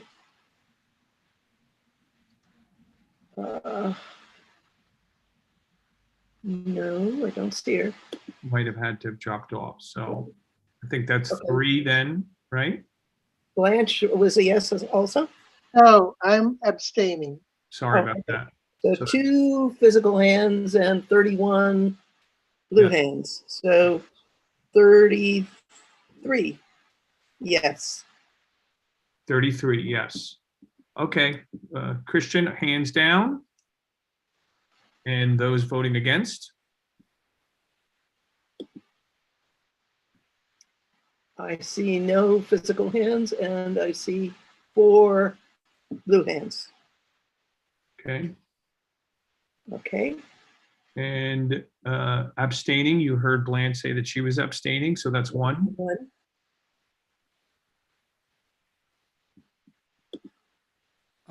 Andres too.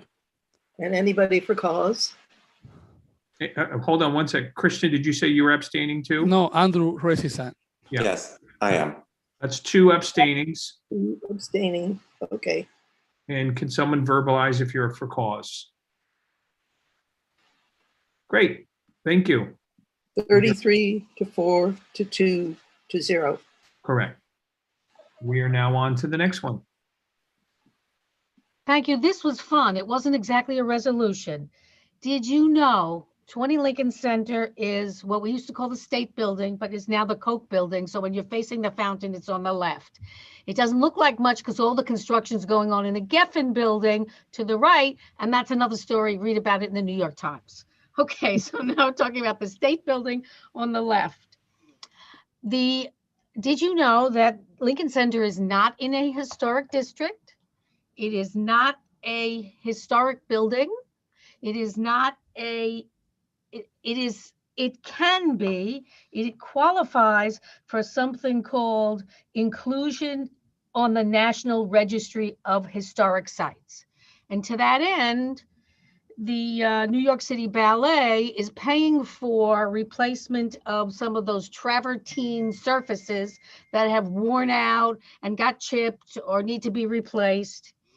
And they have to get their approval through the Public Design Commission, who told the New York City Ballet and the Koch Center to come to the community board and talk to us about it, and then to have the community board write a letter saying, yes, we heard what they wanted to do, we approve what they wanted to do, or we didn't. And so that's what happened. This issue does not go before landmarks like any other issue that typically comes to us, but I know that it was approved by the Public Design Commission, because a couple of weeks ago I submitted our letter saying that we know what the what they want to do. We know who's paying for it. We agree with what they're doing, and and that's that. So I don't know, we're not voting this as an approval. I don't know what you want to call it, Stephen, for purposes of the voting tabulation and agreement to submit a letter to the Ratification. unless, oh, that's right, Ethel, you might know, you know the terminology. It is the approval. The Public Design Commission did vote to approve the scope of work. Yes. You are correct. Nothing at Lincoln Center is not subject to the Landmarks Preservation Commission, but as a city-owned building, it goes before the Public Design Commission. It was voted on.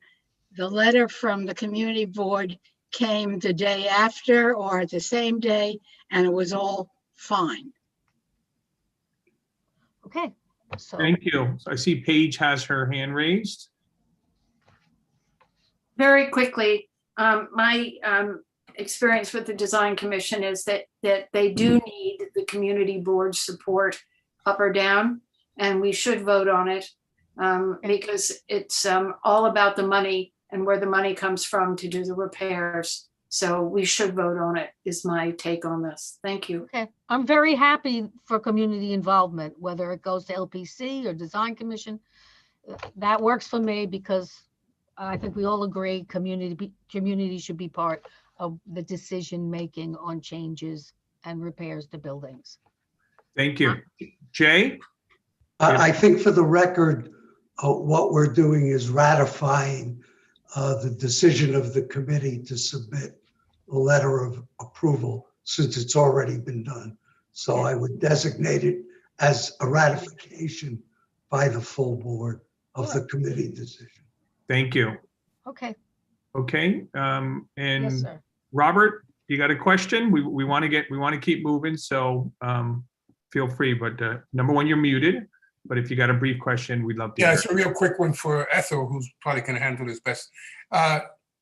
In spite of being Koch brothers, but Ethel, can you remind us what the difference between the national designation and the local preservation designation, and what it means? Yes, the Landmark Preservation Commission is the New York City Commission. It is an authorized agency, and its purview is the various structures in the city of New York. The Directory of Historic Places is a federal entity, and buildings can be listed on that particular registry. It is national, however, and is not subject to the same kinds of strictures and rules that the LPC has established for the buildings it designates in New York City. But this building is not on the list of No, the national I may register. say, yes, let's not confuse it. This building, the whole action was before the Public Design Commission, not LPC, not anything else. Right. Thanks. Thank you, Ethel. Call the question? Okay. Are we ready to call? Call the question? Okay. So let's get to work, Bev. My hand is up. Yeah, all those in favor of the ratification of the letter that the Preservation Committee forwarded to the Public Design Commission, please raise your hand. Okay. Please do not count me in the raising of the hand because I intend to abstain. Got it. So please, thank you. All right, Steve has raised his hand. Blanche? Blanche, thank you.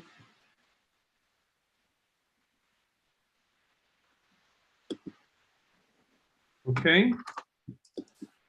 We have I that. don't see any others, so that's plus 36.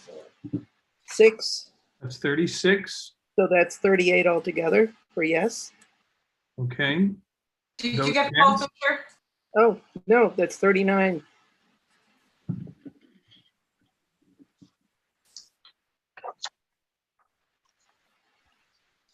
And for no's, any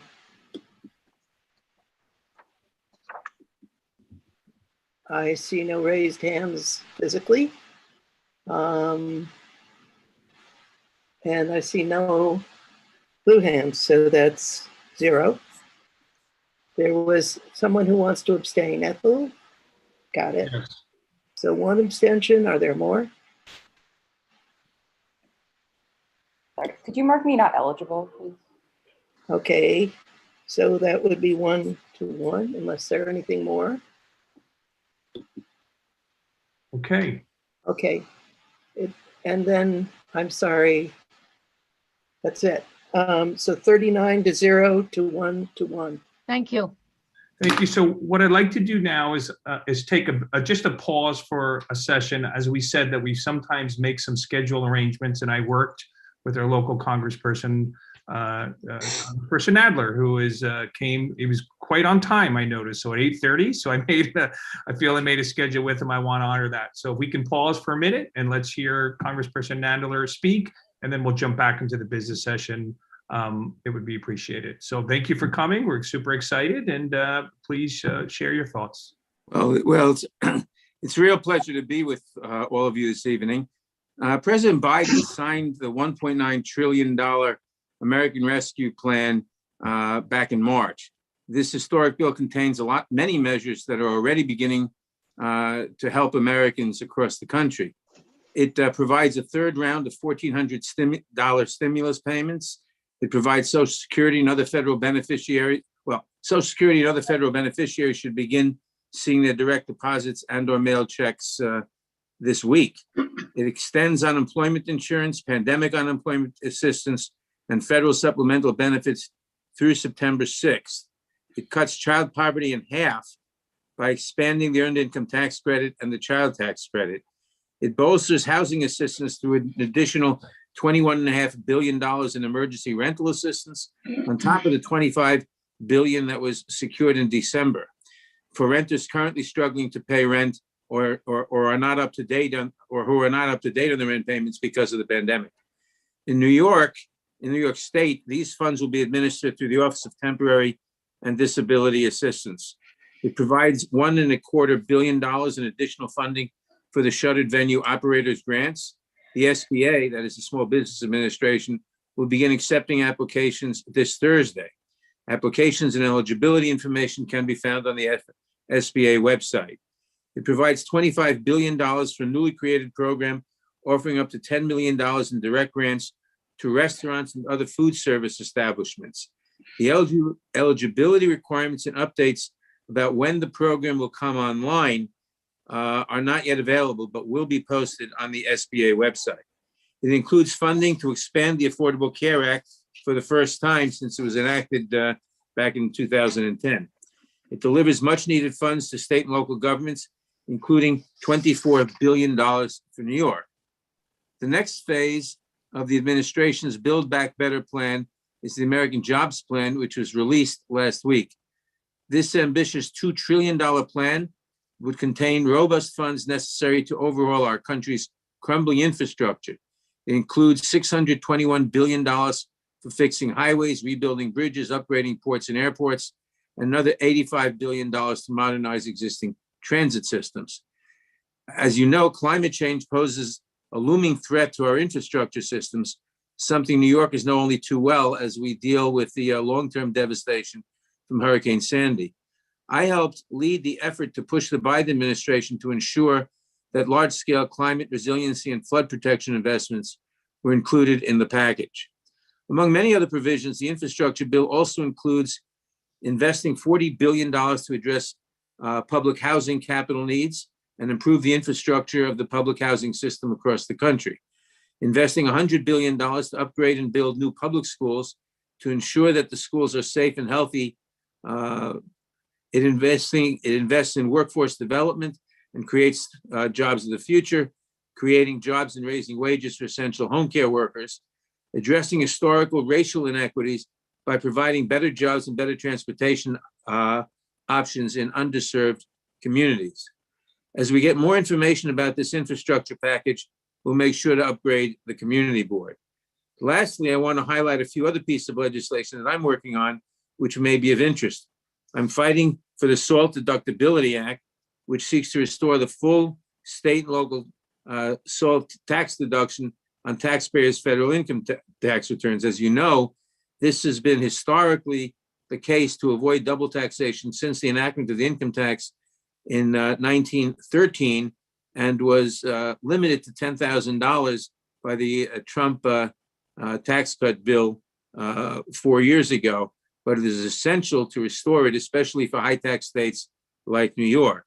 I reintroduced the African Burial Ground International Memorial Museum and Education Center Act, which would establish a museum and education center at the African Burial Ground in Lower Manhattan. Establishing a museum is an important part of the ongoing fight for equality and justice in the country. We can't successfully fight for equality without a clear understanding of the history of slavery and sharing the untold stories of those who helped build New York in the face of unbearable hardships, discrimination, and obviously exploitation. I reintroduced the Improving Helicopter Safety Act that would impose stricter regulations on helicopter flights over New York. And I reintroduced my bill to the Pregnancy Workers Fairness Act to make sure there's no discrimination against pregnant women in employment or anything else. I don't want to take up too much of your time, so I'll leave it there unless there are any questions. Well, thank you very much. I will look to see if there are questions, and thank you for that thorough presentation. Jay Adolph is the first person. So Jay, your question? Yeah, Jerry, two questions. When Chuck Schumer spoke to us a while ago, he also declared that he was totally in favor of restoring the SALT deductions for the obvious reasons. And I neglected to ask him then, but I'm asking, do you know if that's something that can be done in the Senate by reconciliation? Well, yeah, it could be done in the Senate by reconciliation because it's financial. Reconciliation is basically about financial matters. The problem with reconciliation is that it doesn't deal with matters that aren't financial, like voting rights, which we passed in the House. I understand. But anything financial is certainly subject to reconciliation. My second question, and I probably should know that, you've been an advocate for as long as I can remember for building additional rail tunnels under the Hudson River. And it would seem to me that this Build Back Better bill would be the ideal vehicle to get that process moving. What's happening with that? Well, if anything. What? If anything. Oh, well, we're fighting now with the details of the bill. We're going to pass this bill within 6 weeks. It's Nancy has said that, and we're fighting in the meantime to make sure that there is a robust freight title in the bill, so that we can get a lot of funds for the Port Authority for freight matters, and specifically for the rail freight tunnels. Good luck. Thank you. Ken, I'm pretty sure I know your question, but you are up. Okay. Thank you for your efforts, continuing efforts to deal with the unnecessary helicopter traffic, which is getting worse and worse on the Upper West Side. Do you have any information on a companion bill in the Senate? When I asked Senator Schumer about it a month ago, he wasn't aware of your bill. So I'm hoping we can get a companion bill. We're seeking Senate sponsorship now. Great. Thank you. Doug, you're up. Yes. Thank you for being here, Congressman Nadler. Really appreciate it. Just the same question that I actually asked Congressman Schumer, which is on the business interruption insurance. It seems to me that it's just a terrible occurrence that the insurance companies are just not paying out on so many of the businesses, all the way from small to medium to large businesses that have paid millions and millions of dollars in premiums. And then when they came to get the help that they needed, they were turned down for no reason or any reason. And it just seems terrible. I was just wondering if there's anything afoot to compel the insurance companies to pay out on the current claims. I understand that there may be something for the future, like federally backstopped terrorism insurance, which happened after 9/11. Just wondering what's going on with that, because I do know of several businesses in our neighborhood that failed, at least a good in part to the fact that they did not collect on their claims. I don't know the answer to that off the top of my head. I'll certainly look into it now that you've raised it. Thank you very much. Thank you. Thank you. I'll add a note, and then I know that we have an attendee, and then Kay had raised his hand. Mine was more of a comment, and that was we applaud. I certainly applaud the housing money, and certainly money going into NYCHA on this bill. And we recently had actually a call with your office, particularly NYCHA came up. And although we applaud that, I would like to comment or encourage that the oversight or anything we can do to make sure that that money is spent on NYCHA and on the actual developments. I think it was my understanding that the traditional ways of oversight have not changed much, and there was concerns in how that could be spent, and that money technically be spent over 10 years and not 1 year. And digging in on the details of that, I think, would be very, very welcomed, particularly in CB7 and in our NYCHA developments. Okay, we'll certainly look at that. Great. We've got a few more hands up. I want to make sure I get to it to the attendees. So Kay, and then I see Andrew, and then we have an attendee, and then we're going to wrap it up for Congressperson Nadler. Kay. Kay, Yes. if you're muted. I am with you.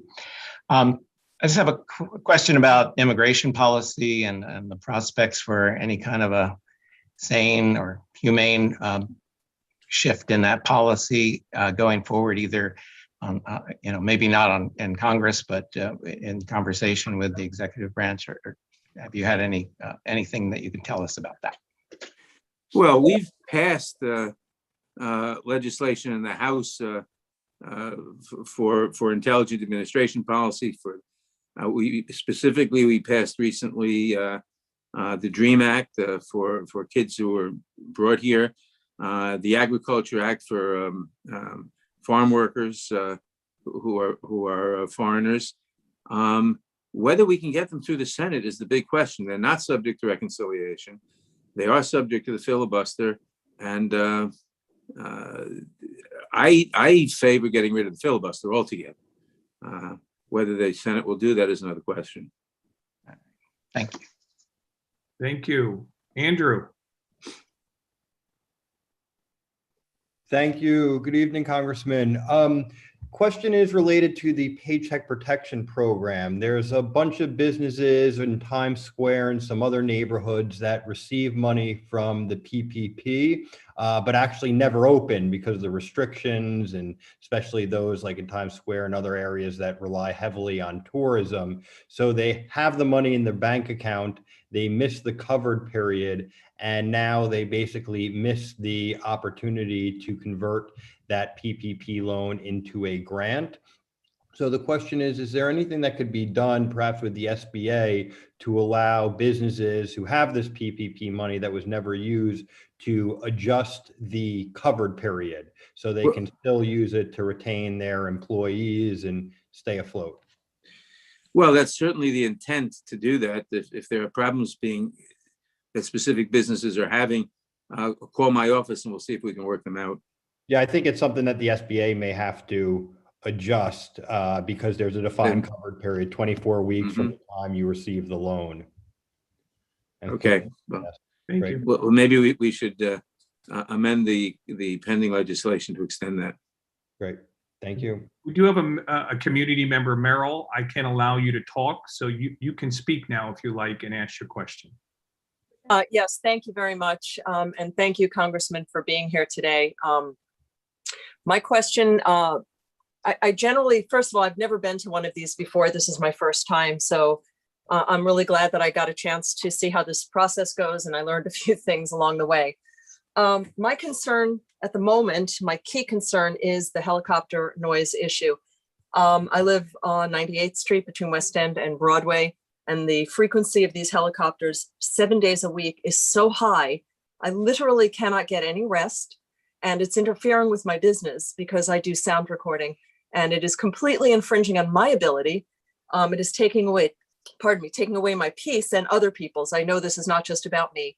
I've spoken to a lot of people, but a less obvious problem is that these helicopters burn leaded fuel. And when leaded fuel is burned, there is an off-gassing that takes place and it settles over the city. Now, we know how toxic lead is. We understand these problems, and we've invited this to add to the load of pollutants that are in our environment already. And I just don't understand how this has been allowed to happen and how long is this going to take to resolve? Thank you, Mayor. Well, unfortunately, the airspace above the city from 1,500 feet up, or below 1,500 feet, I should say, is not subject to general restrictions. We have sponsored, we being myself and Carol Maloney and Eddie Velasquez, have sponsored for years. We've just reintroduced last week legislation to change that and to ban all helicopter flights over the city other than emergency medical and police flights. So we've been working on that, and we'll continue to do that because of the noise pollution, the lead pollution, and all the other problems caused by the helicopters. So we've been, and that's why I mentioned that in my initial presentation. Thank you. Andrew, you snuck your hand up. You got to be brief, and then we're going to let I will be. Jerry, Brief. thanks for being here, Jerry, and thanks for all you do for rail transit and rail transportation in the country. So Senator Blumenthal has presented a bill to allow for the expansion of Amtrak, but this requires the revision of the PREA Act, specifically Section 24102, which freezes in time the rail map in the country from 2008 and forbids any additional routes over 750 miles, which means there's a lot of connectivity that's been lost thanks to the PREA Act. And while we certainly support Senator Blumenthal's bill, it's going to freeze, it's going to stop additional Amtrak routes because of this PREA provision. So can we get this revised or changed or just removed? Well, I certainly hope so. We don't want to freeze the map, obviously. We do want additional funding for rail transportation. There is additional funding for rail transportation in the administration bill, and we have to make sure that I don't know why anybody would want to freeze the map, because they did when that was passed. Well, we'll look into that, and we'll make sure that, or we'll try to make sure that that's not in the bill. Thank you so much. Thank you. And I think there's a couple questions in the Q&A, and I'll follow up with your staff, but we wanted to thank you for your time and well, you're quite welcome. Continue to come. You're quite welcome. Thank you very much. Okay, we are going to go jump back. Muted myself by accident. We're going to jump back into our business section and go to the third resolution for preservations. All right, I'll take you through that. This concerns 327 West 76. Thank you. Okay. Okay, you still there? I don't think we hear you if you're speaking. Stephen, you started something, and it's. I know. I feel the mute. I could say the disease. Wrong year to say that. Yeah. You think after a year of this today? Yeah, you think we'd catch on after a while. Okay, so we're talking about 327 West 76th. It's a beautiful Renaissance Revival townhouse. It's in the West End Collegiate Historic District. The front facade has remained intact and is well preserved for this last 130 years. The only thing that will affect the front facade, even just a little bit, is that there's a chimney extension that's made necessary to make the place code compliant. It's very minimal intrusion. What we mainly spent our time talking about at preservation was the new rooftop extension on the top. Rooftop expansion, so that is for a penthouse. There is existing up there a hot tub, which will be removed from the roof and lowered into the backyard and placed underneath a new greenhouse solarium. So there's two things that we're looking at: the rooftop extension, which will not be visible from the street, but is of course an addition. And then in the back yard, the greenhouse addition that you see etched out in the picture right there. We had a discussion about why this rear yard. Why the rear yard wouldn't come out to the existing L. That's there historically, and I believe it has stopped short to be in compliance with the requirements for rear yard, for the 30-foot rear yard back there. And so that was the architect's response to that question. It's not a big extension, but it is an intrusion of sorts into the donut. And so we spent quite a while looking at it, and the committee voted to support the rooftop unanimously. And we had some disagreement on the committee about the appropriateness of the rear yard. And so our vote there was 6-2 to 2. But the majority of the committee supports both of these things, and so I recommend them to you, and we're open to any questions that might arise. Great. So I don't think we had community hand responses. Let's see if there's any digital hands up. Somebody want to call the question, the vote, because I don't see any. Call the question. Great. So let's start the vote. Bev, you want to do? Two sections. Physical hands. Steve.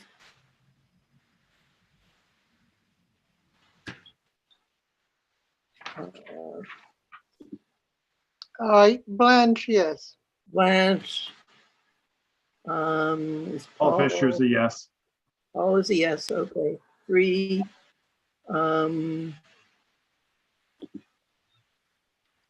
I only see those 3. 30 digital. And 30 digital makes 33. Okay. Hands down, Christian. Voting against.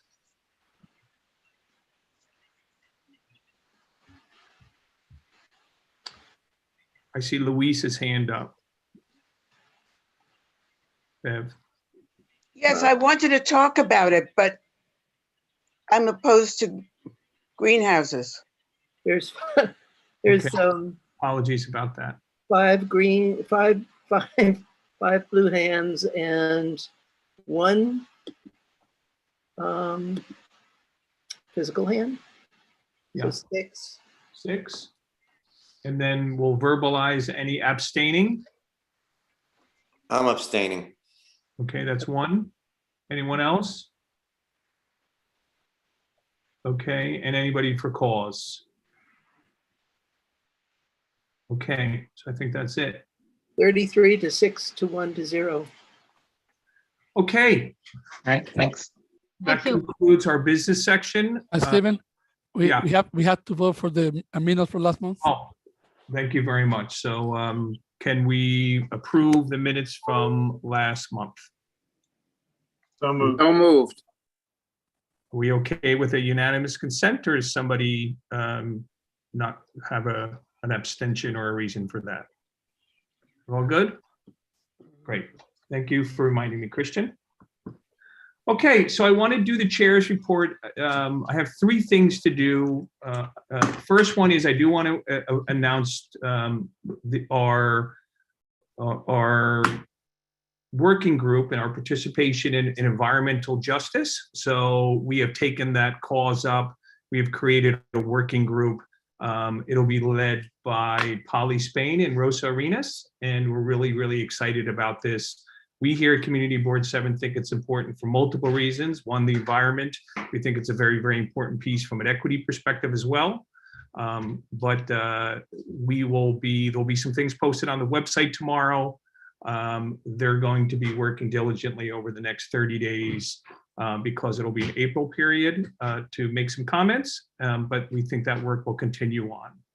The second thing I wanted to announce was the budget committee has been meeting. They're going to be presenting for all the co-chairs for steering. They did want to make a comment that between now and then, anybody having meetings, they're going to send out a 2-pager to start the process. And I believe that they're going to come to your meetings and during new business, perhaps share a little bit of the process.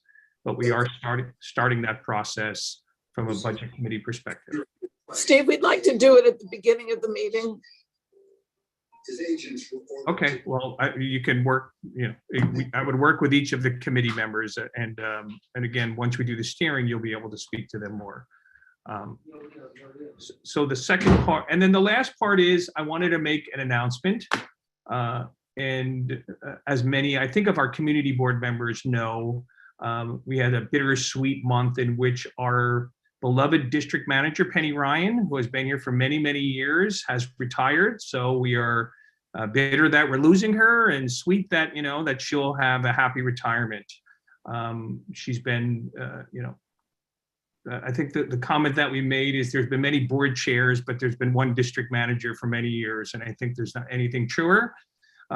One of the things that Penny was adamant about is not having the traditional pomp and circumstance. And I think she quote unquote said to a handful of us on the executive committee, it's not my style, and anybody who knows me knows this.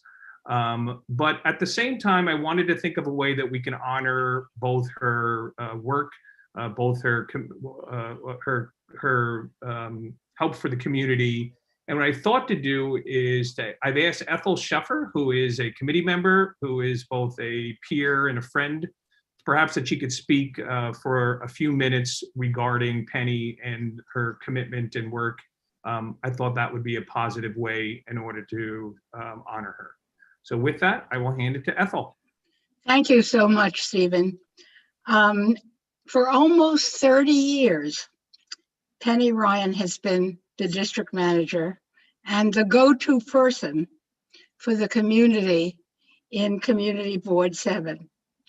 I'm just going to talk for a few minutes about some of her duties, some of the things she did, and just single out a few of the projects. As part of her duties as district manager, she conducted the monthly district cabinet meetings with all the local agencies, the government agencies who met regularly. And over the years, her reputation grew not only among the particular agency representatives, but grew within the community boards as one of the best district managers in the city at bringing community needs and concerns to those local agencies, and above all, to following up with them. She has been persistent, practical, devoted to working with the agencies and representing the community. One quick quote just on the service cabinet from a community member that I recently read. Here's what she said: all you need to have done is go to one of the district cabinet meetings that she chaired once a month to see just how extensive her knowledge was. If it was about traffic or construction or sanitation or environmental issues, Penny knew it all, and she was always generous about sharing what she knew. In addition to this, over the years, Penny also became known and respected by her peers, by her fellow district managers around the borough, working with all of them, respecting them, and interestingly, advocating for all of them as the unheralded, reliable, essential workers at the local level of this huge city. And Over the years, she came to know almost everyone in city government at the ground level and up, and most importantly, knew how to approach them and then how to reach out to get a clear answer and real results. And that was one of her trademarks and that she developed over the decades. I'll just take a few more, a very short time to just highlight really inadequately some of her accomplishments and some of the things that she initiated and was involved with. One has been over the years, the establishment of construction task forces. She, and in a time over these decades with so much construction in our district, good and bad, from Riverside South to Broadway to almost every block, Penny had been the creative, efficient, sometimes often diplomatic, and very tough in the many construction task forces that she helped to control and that the board created with block associations, members of the community, developers, the site managers, the workers, and that occurred with scores of construction sites all around our community and often became something of an example for other communities undergoing construction. A few more topics over the many years, and of course, with a huge history and enormous issues and problems and accomplishments and tragedies, Penny was extremely active and very instrumental in all of the issues, conversions, needs, not-for-profit work of single room occupancy hotels, of which for many of you, the Upper West Side had almost a record number with hundreds and thousands indeed of people who were often dumped into the hotels under really terrible conditions. And then over the years, as we're all aware, there were conversions and changes to their use, and then the taking over by not-for-profits in a better way, perhaps, but a long time and complex problem involving the entire community.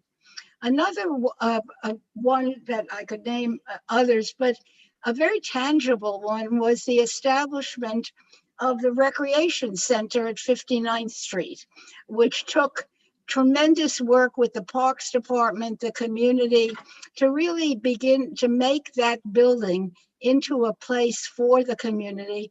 And I know from having heard from so many of the groups and even several board chairs who were involved over the years, how important Penny has been in creating that. But then there were some other things quickly, very different. She worked very hard, of course, with so many of you all and agencies to foster the type of housing and the building for aging in place and those models and others like it, of which Community Board 7 has a few. And goodness, there were such odd projects and yet important ones like, heaven help me, I'm only going to mention it, the rat economy, which was her way of working with sanitation and the other agencies to engage in a war in the community against rats. And then you all know the long history, I mentioned it very quickly, the yearly block fairs that have been created in the last 30 years and before, from the Columbus Avenue to those to Manhattan Valley and many others, which Penny certainly always facilitated and helped to obtain permits, and then of course worked so strongly with the sponsors. And then the enormously complex, complicated work for the community, for everyone really, but with the various uniform services, the police and fire and sanitation. So as Penny, I would say in conclusion, as someone I'm quoting, as someone said, has in her almost 30 years, has provided enduring credibility to our board's positions and actions. And that is, of course, been not an easy matter as a district manager. And for many who may not know, Penny over the years quietly has had and has exhibited a sympathetic ear to many in trouble, and she has had and is often very concerned about those people who are in trouble or those who were left behind. But there's another thing that we all know, as hard as it is, she actually, I think, has and continues to and certainly has in the years, believed in and sometimes impatient and respected the passions of all of us, I think, board members, and often she respected the skills, the dedication shown by us, the nutty volunteers, the dedicated volunteers, and the working out of positions, which I think I over the years with difficulty, she truly believed in, even as meetings and speeches went on forever. And so just a word, as she is retiring. I think we all completely appreciate the service, and we are sorry in a major way to be losing Penny, whose work was so great in her expertise and her depth of knowledge. But also, you know, we are pleased that she can be going, we hope, to a different kind of life, and one enjoyable with good health and maybe a bit less stressful, and that one somehow or other, I think that we might all let go with maybe some good and maybe new fun and adventures waiting for her. Thank you, Ethel. That was wonderful. So what can we all give a acknowledgement for Penny, and hopefully she hears us spiritually. But again, those are very, very kind words, and we wanted to take a moment just to acknowledge a long, storied, and successful career in public service for all of us. So thank you, Ethel. And thanks, Steve. Okay, we're going to move on to elected officials, and we're going to have our borough president speak. So Gail, are you ready to give your report? Ready to give my report. Thank you very much. I just want to say a couple of things about your wonderful hearing tonight. Gilbert Talbert is wonderful, but just so you know, you're going to need some lawyers to get this listing of the streets on a city website. I tried for a few years, and lawyers on the Zoom know the city complains that they don't want it. It was hysterical. The city said, put it on the city council website. And the city council said, we'll only do X years, not all the way back. And the issue is that the city of New York is worried about being sued by somebody whose information is not correct, for God's sake, even though it has been passed by the city council in those two laws that Gilbert talked about. So I'm just letting you know, I'd be glad to work with you, but I was not successful, and I think it's a great idea. And the second thing I noticed, to your credit, is your excellent discussion of the planning comprehensive. I too opposed it with some of the reasons. No, for some of the reasons that you suggested, for the same reason. So I think Ethel's right. There's not a whole lot of support in the city council right now. So actually, you did the right thing. On the helicopters, I agree with the public and Congressman Nadler. We have been working on this for years. To the credit of April Adams in our office, we've had 2 meetings, excellent. One with all of the Manhattan and some Brooklyn elected officials, and one with, believe it or not, lots of elected officials from New Jersey and from New York. Some of you are on these calls. And then, of course, Congressman Nadler and others have this great bill. So this is what's going on. First of all weekend, helicopters this weekend, all weekend. And I hear them, people call me, they email me, they text me. This is the problem. People are going from Manhattan or the city to New Jersey. They are getting on a helicopter and then they are taking photographs over Manhattan. It's horrible. And then they're putting it on Instagram and they're going home. NYC and Company, I think I told you, has cut any relationship with any companies doing this, to their credit. But without the federal legislation, I don't know what else to do. We have tried everything. We're going to put more pressure. New Jersey's putting pressure. All the elected officials in New Jersey, mayors, council members, Congress members, they're all against it. But without the federal stating FAA can't do it, it's a little rough. So we're going to keep pushing, but I just want everybody to know, and particularly the public, that I think we've left no stone unturned on this particular issue. I want to just mention also to thank the 2024 for their support. We had a similar discussion. I know Stephen Brown, thank you for joining us, and others yesterday, just to have a sense so that we have the facts, which is also what you got today. And I think from my perspective, there's a few follow-ups in addition to the great discussion you had. First of all, actually, Dwayne, the police officers mentioned, or the two commanding officers, in addition to the robberies that you heard about, the Dwayne Reeds and Target are targets. So the Dwayne Reeds constantly at 72nd Street. And my husband was in the Dwayne Reed on 94th the other day, and somebody just picked up the whole, filled his bag right in front of him, stole everything. And the clerk stopped him and the guy ran out. But it is pretty constant. So we're going to meet. I know Assembly Member Rosenthal was concerned. We happen to know the people who are head of Walgreens. So we're going to meet with them. And then we're going to talk to the bid, Columbus Avenue bid about Target. They don't have any security. And so it's like, you know, price of business. No. That's not fair to the 2.0, to the 2.4, or to anybody else. So just so you know, that's another follow-up. We also said that in other precincts, we've been asked for Reso A money for security cameras, and we've been able to provide them.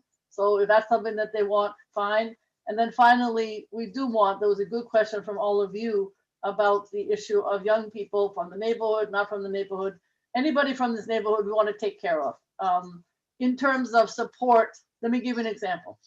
I think these two commanding officers, we don't have better. They're excellent. And Deputy Inspector Gucci from the 2.4 has done the following. Young people who have been picked up in the past, he has now youth officers, as every precinct does. Guess what? Every week, those youth officers go to the homes every single week of the young people whom they have apprehended to see if they're on the right track. That's a commitment. And that's the kind of retail support that I think young people need, not to mention working with the community-based organizations like the Dome Project and Guarded Riverside and Children's Aid and so on. So I'm just saying we have to come up perhaps with some other alternatives, but I just want to congratulate those two and let you know what we're doing in terms of follow-up. The other thing that you mentioned today is this federal money. Congressman Nadler is always excellent. Thank goodness for this federal money, but because I'm nervous and having spent 4 years in the Washington office with Mayor Dinkins, I know how much it is. And I want to make sure it's spent correctly. And I know, Steve Brown, you mentioned NYCHA, making sure that gets spent correctly, but there's billions. So we now have, and I know some of you have been joining us every Tuesday at 3. We have as many people as want to join either on vaccines or on the federal allocation. And today we had speakers to talk about the transportation, to talk about health monies, and we're trying to put together, they're all on our websites if you want the previous ones. I'm very nervous. I know broadband is going to the state, what's coming to the city. So I'm just really nervous that this money goes to the right place. And I do think the community board should have some oversight. And one thing that came out today was the following. We had somebody from IBO. I think you know how great that organization is. And one of the problems is if the federal money gets added to the city money, it's even harder to track and to trace. So we have been begging the city unsuccessfully for units of appropriation. I'm sure Ethel's been talking about this forever. The issue is if you look at an agency and you see $10 million under other, you see that. what in the world is in there in terms of program for the city of New York. So we're trying to get units of appropriation, and I have to say it's more important now than ever. So I'm asking the community boards, do your research and maybe have a resolution in support. I know that sounds very wonky, but I do think that units of appropriation would help us trace some of this money. I want to just mention a couple other things. First of all, the West Side gets hurt a lot on some of these federal programs and city programs because we don't have low income zip codes. And one example recently, Goddard got really hurt, and I think Polly probably knows this, because we lost so many early childhood slots, both at Lincoln Center, Lincoln Square Neighborhood Center, and at Goddard on 88th Street. So I'm just letting you know, wrote a very strong letter. I assume that the community board got a copy of it, basically stating you cannot look at the zip code just to decide. There are essential workers who want to have their children at these wonderful high quality centers, and there are other people in the neighborhood who would like to, from NYCHA and elsewhere. So don't screw a wonderful organization because the zip code isn't exactly what you want. So I just want to let you know any support for that would be helpful because it's wrong. The other thing I want to mention is that we on the West Side and in the city, we're still trying to get a Manhattan only vaccination site because there isn't one at the Javits Center. That's statewide and people come from all over. You should know, I assume you know that the JCC is working with the Apfort Pharmacy, but it's hard. They work on weekends only. And it's just hard because there are so many people already signed up. I think also the Jewish Center on 86th Street, but they always have no appointments because they're already signed up. And sometimes a few slots are available at Ryan at 97th Street, but the slots are often no appointments because they're all filled up. So we need to get more slots for this community. So we're trying. I also want to thank, we worked hard with you and others on getting the money back from the Department of Education. For those schools where all of a sudden the mayor said, oh, sorry, you're not going to have the money because you have fewer kids. So I was the one when we had the initial budget with the questions of the mayor asking about that. And the day that we scheduled a press conference in the afternoon on the topic, that morning, he said, no, the schools can keep their money. So that was positive. Always good to have a press conference in the afternoon for something you want done in the morning. So anyway, those are one other issue is, of course, that on Tuesday, April 13th, from 6 to 8, our wonderful borough historian, Rob Snyder, is doing one of his free courses on how to sort of talk about oral history and the pandemic and great stuff. So you're certainly welcome. It's all the information is on our website. And I hope you look at our newsletters because like many others, they're packed with information. Thank you very much, Ward 7. Thank you, Gail. And I want to say Penny too means a lot to me, and I want to echo everything that Ethel said. Thank you. Thank you. Two things I just wanted to, again, thank you you were one of the first to step forward on that clawback money, and it was great to get it. So thank you for being, leading that and for that early morning press conference. And the second piece is I think the timing on the seats, that has been brought up, and I know the zip code issue as well. It's good timing for YEL because youth, and I believe we've got the right meeting for that. So I think we can address that. And I'm sure both the co-chairs heard you, but I think the timing as well to address those as well. Great. I did see, we normally don't take that sort of questions, but I want to allow a couple. I saw Louisa had her hand up early, and so we'll take a few. And then we'll move on. But Louisa, did you have a question? You're gonna have to unmute yourself. No, I didn't. You caught my problem. I was just holding my head. Okay. Then I do see Arena and Shelley. Arena, do you have a question? Yes. Gail, I'm really happy that you raised the issue of Walgreens. And I know that a lot of small businesses cannot really afford security. But certainly a corporation the size of Walgreens can. Yeah. And I've rarely have I walked into a Dwayne Reed, and we have one on 94th Street, and then another one on 90th, and then another one on Columbus, and then another one on 94th and Broadway. Yeah. And rarely have I walked in and not seen theft going on while I'm in the store. Yep. And the cashiers tell you they can't intercede. They're told not to do anything.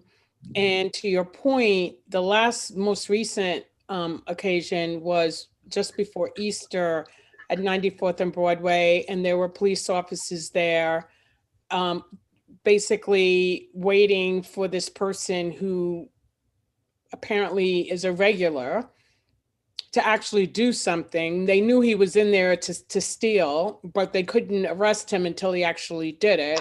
Yep. And so it seems to me that a company the size of Walgreens should be able to provide some level of security in their stores. Yep. And so I'm hoping, I know that this is probably part of the conversation you want to have with them, but I just wanted to reinforce the need for them to have security in their stores, because as one of the commanding officers said, people are coming from other communities.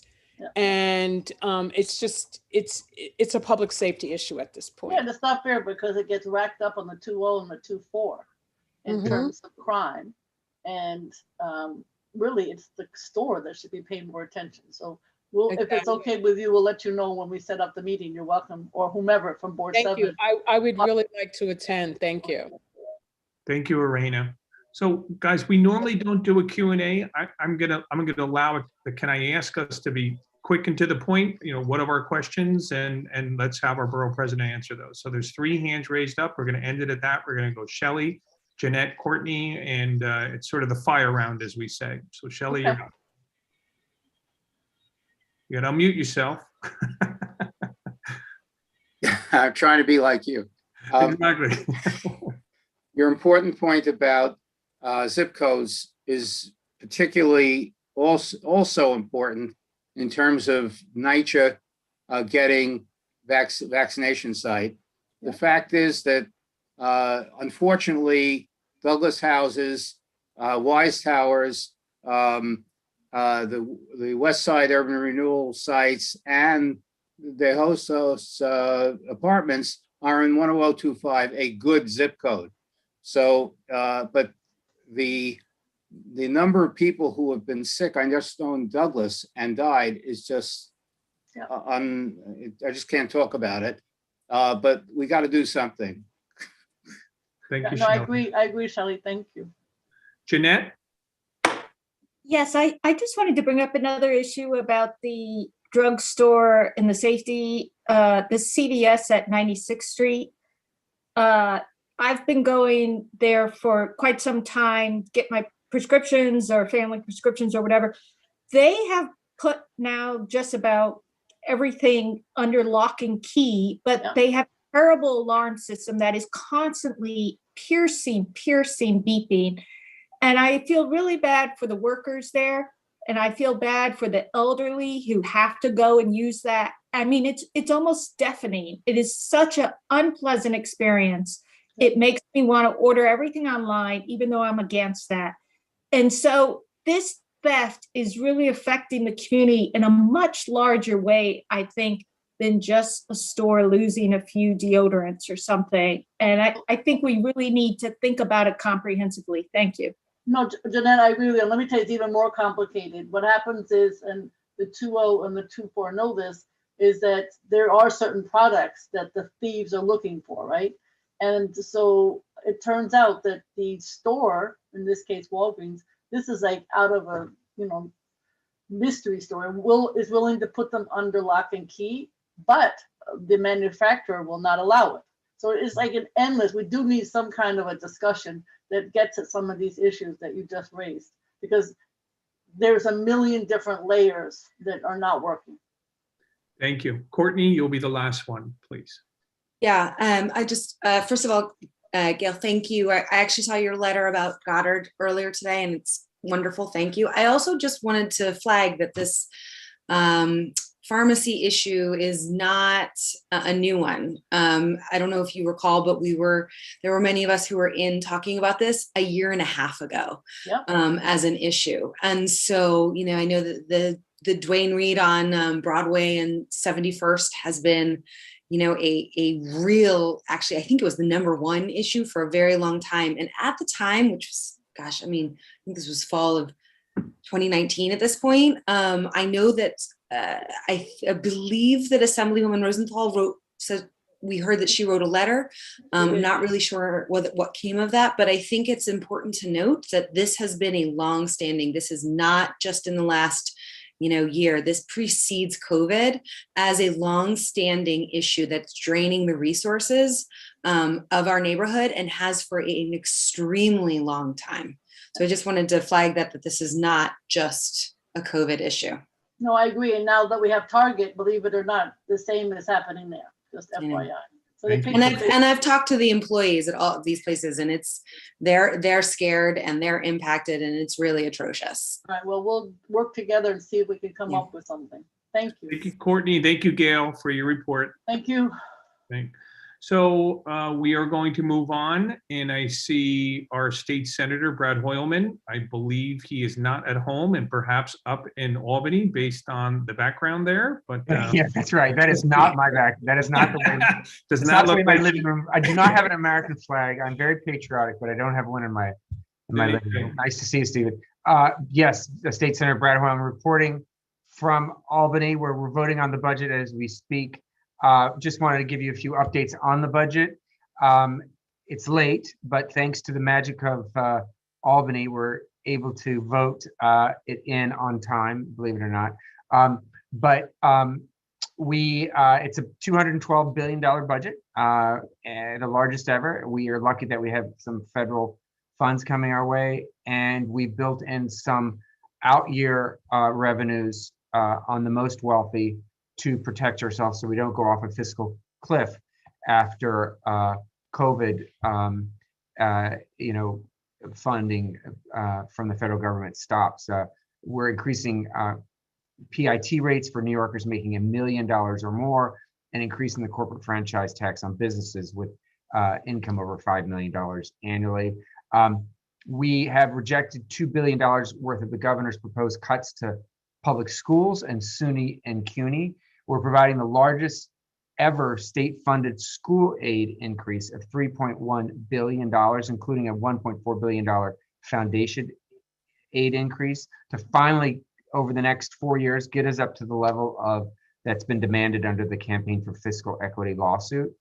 We're going to have $12 billion in education aid that we're going to receive from the federal government too. And we're increasing the TAP award for college students by $500, bringing the maximum award up. We've also established, which is really important, a $2.43 billion COVID-19 emergency rental assistance program.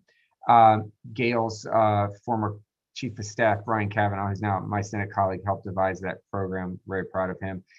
It's going to provide up to 12 months of rent and utility arrears relief for tenants. I passed the bill called the Tenant Safe Harbor Act, which stops tenants from being evicted during the pandemic. But now, as we exit COVID, thank God, and God willing, we will have to help them to provide rent. And it's going to have $600 million toward what's called the Homeownership Relief and Protection Program, and $200 million with a new capital funding for NYCHA. And then what's really interesting, Stephen, we're going to have a $2.1 billion first in the nation fund for all of those workers who've been on the front lines, got fired from their jobs, or couldn't work because of closures during the pandemic, but were ineligible for unemployment insurance, mostly because they were undocumented. So this is really important. There have been so many New Yorkers who've gotten nothing from the federal or state government, and we're fixing that. And we're having there's a new $800 million small business recovery grant program to assist small businesses affected by the lockdowns. $100 million New York City musical and theatrical production tax credit to help restart Broadway and off-Broadway productions. $40 million for arts and cultural institutions in a recovery grant program, $25 million for restaurants, $35 million for a restaurant return to work credit, and $20 million for art and cultural facilities improvement. And then we're going to be putting a bond act on the ballot in 2022 to vote on. It's called Restore Mother Nature, but it's going to fund projects related to restoration, flood risk reduction, climate change mitigation, water quality improvement. So that's going to be very important. And then finally, I just wanted to mention that I voted against a bill today, which is unusual when you're in the majority, but there was a capital program bill that included $1.3 billion for the development that's being proposed around Penn Station. Gail and others, colleagues, have been working on this project, and I really appreciate Gail's assistance in this regard. But this money is basically going to be a down payment on a 20 million square foot commercial real estate project around Penn Station over 5 blocks that could result in 10 super tall towers, believe it or not, 8 to 10 super tall towers. I know you're familiar with super talls. This is going to be 8 to 10 of them around Penn Station. So I voted no. We're going to continue to work with ESD and try to get them to the drawing board, try to get our local community boards engaged. But the problem is that the state is using what's called a general project plan, which means they will not follow any local zoning laws. They can just do it without any input from local elected officials. So it's really a big project, and I've got a lot of problems with it, which is why I voted no. Thank you, Brad. I think we're going to take one question. I cannot turn down my technology guy, Christian. So you got a question. Senator Hoylman, Hi. on the Senate state, Governor Cuomo talked about requiring that technology companies provide a low-cost option for broadband access, and also to provide funds for families that couldn't even afford that low rate, so that they could have broadband access. Is there anything like that in the budget? There is a broadband requirement in the budget. I can get you the details. We're passing it as we speak, but I know that we fought for that and worked with the governor on the language in making sure that was in there. But I'm pretty sure that it, in the end, made it. Let me just see. I'm checking.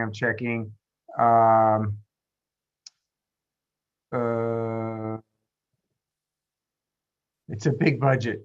You want to follow up? I'll follow up with that. But I'm pretty sure we have a broadband commitment. Maybe one of my other colleagues who hears this question can answer it, but I'll follow up with you.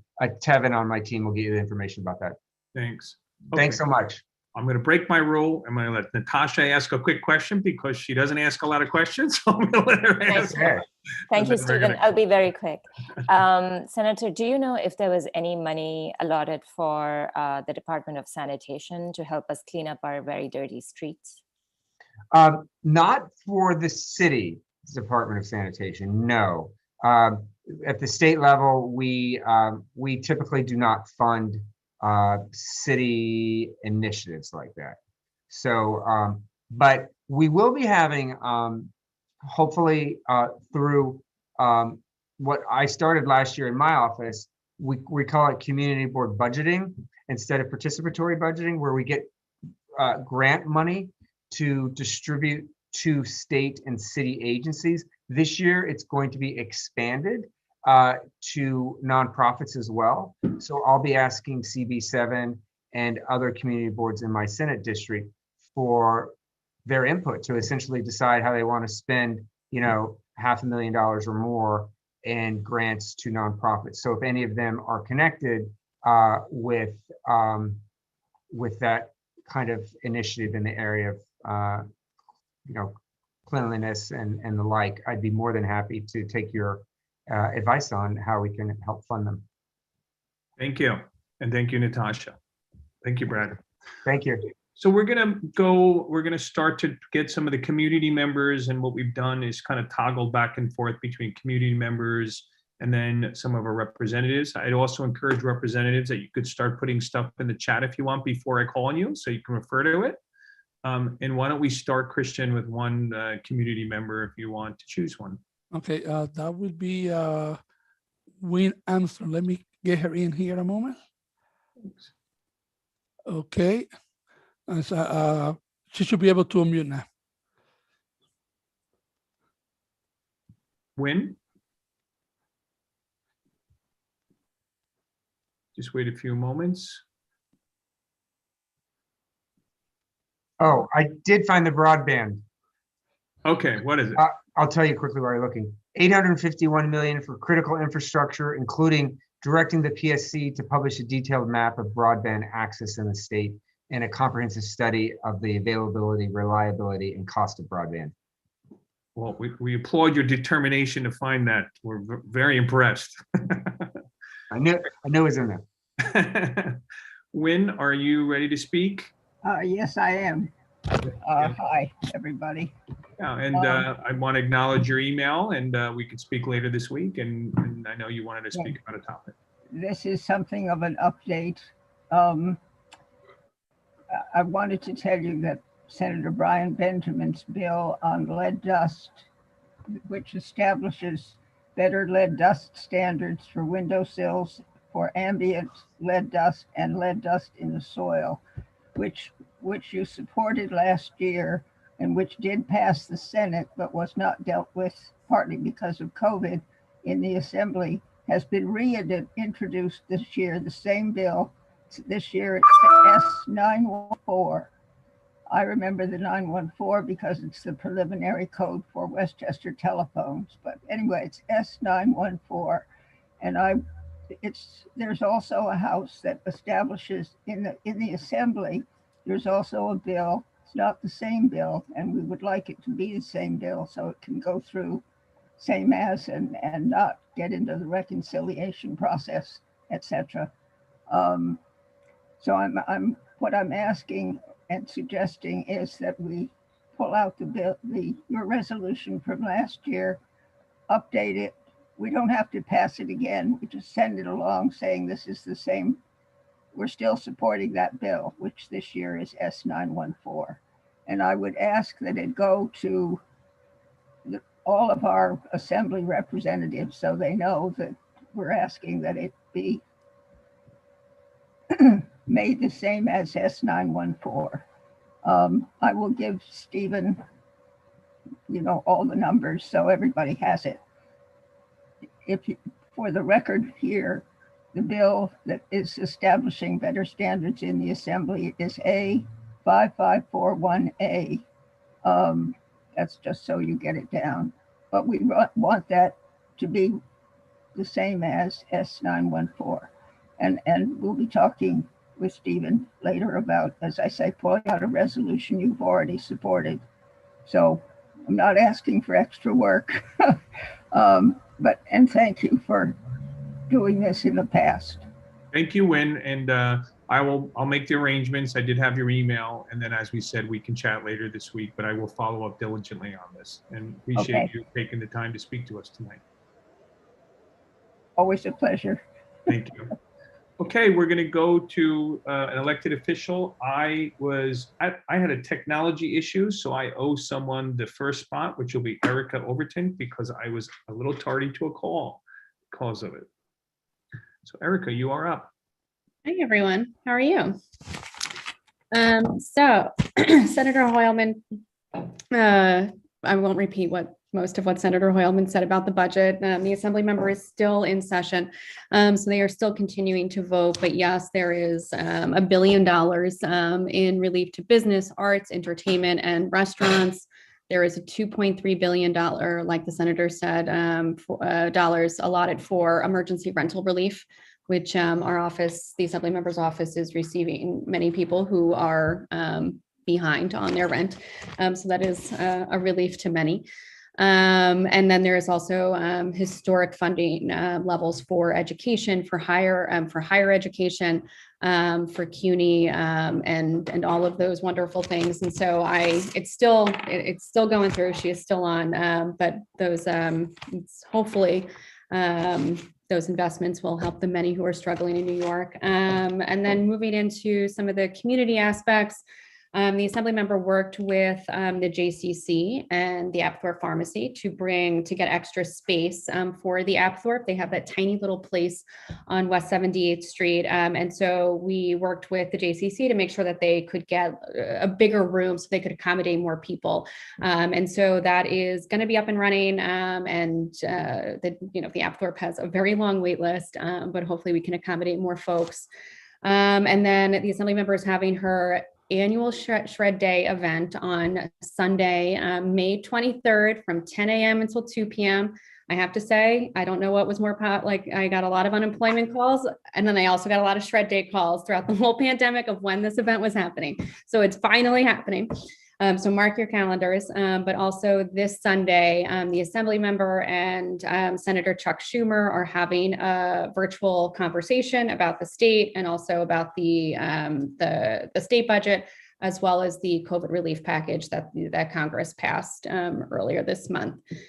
So you can RSVP to that. And then just quickly, just because it was mentioned before, DSNY, yes, we have been working on trash issues for a long time now. And a lot of that work came to a halt during the pandemic, when the mayor reduced the budget for DSNY workers. The assembly member submitted testimony to the city, citing all of the issues within the district at their recent budget hearing. And so she was very happy to find out that they were resuming litter basket and were rehiring DSNY folks last week or the week before they announced that. And then last but not least, we are working on, I don't know if everyone knows, but Stephen Croman, he is probably actually New York State's worst landlord. He was criminalized, bad.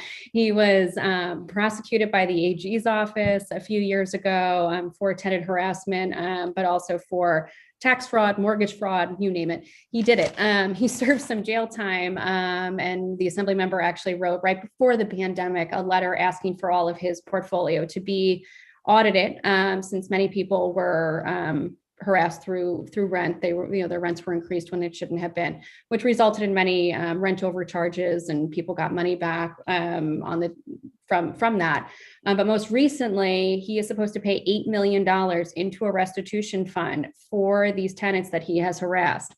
He went to court and submitted an affidavit and said, I'm hurting because of COVID. I have a lot of vacant units, so I can't afford to pay them right now. I'm going to delay all of these payments.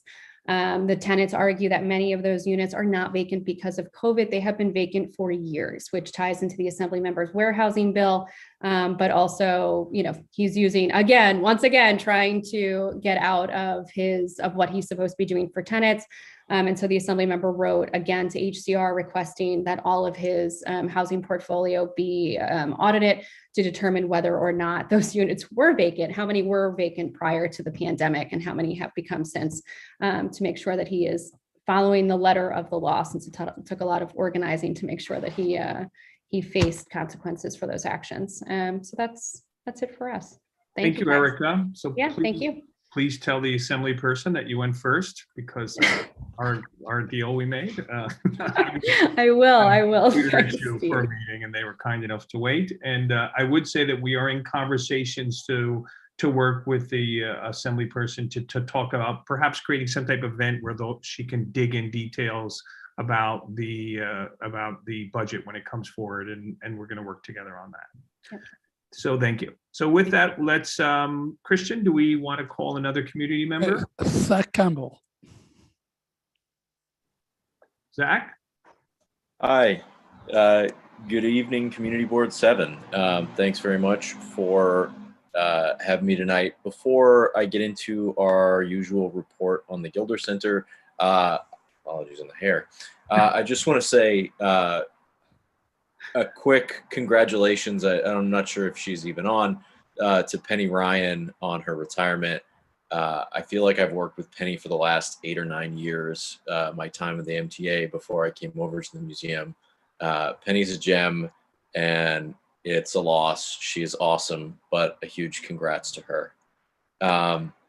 So as usual, my name is Zach Campbell. I'm the community liaison at the American Museum of Natural History, providing the usual updates on the Gilder Center project. At the last CB7 meeting in March, I noted that superstructure for the 4th and 5th floors were nearly done as the building was progressing upwards. We're now working on the 6th floor of 7 total floors, and we'll be continuing to push upwards towards topping out our building construction and completing superstructure operations later this summer. Construction operations continue to be focused on shoring, rebar, and concrete, though as we move to these upper levels of the building, the construction will shift from what it is now in concrete to largely a focus on steel frame construction. The steel construction is largely in the theater area of the new building, as well as the areas where the new building will connect into the existing campus. This is because of the heights and lengths of the spans where weight is being supported by structural steel, and because certain areas are tying into existing structural steel elements and will continue those, such as columns where the new building meets the existing campus. For the concrete superstructure focus, we continue to average approximately 30 trucks per day and well over 100 workers. However, these numbers, both of trucks and workers and type of trucks, are expected to shift and decrease as we complete the concrete portion of superstructure and shift towards steel operations and then into shotcrete for largely the interior walls later on this summer. And that's my report. Thanks very much. Thank you, Zach. And I won't comment about the hair, but it did look like the pineapple today, if you want to know the truth. There you go. So Great. Thank you, Stephen. It's been what, like 8 hours since we last Exactly. saw each other. And thus the background. Stephen's commenting, I apologize. I will not be with you next month. I've been working on a side project. My wife and I are expecting our first in early May.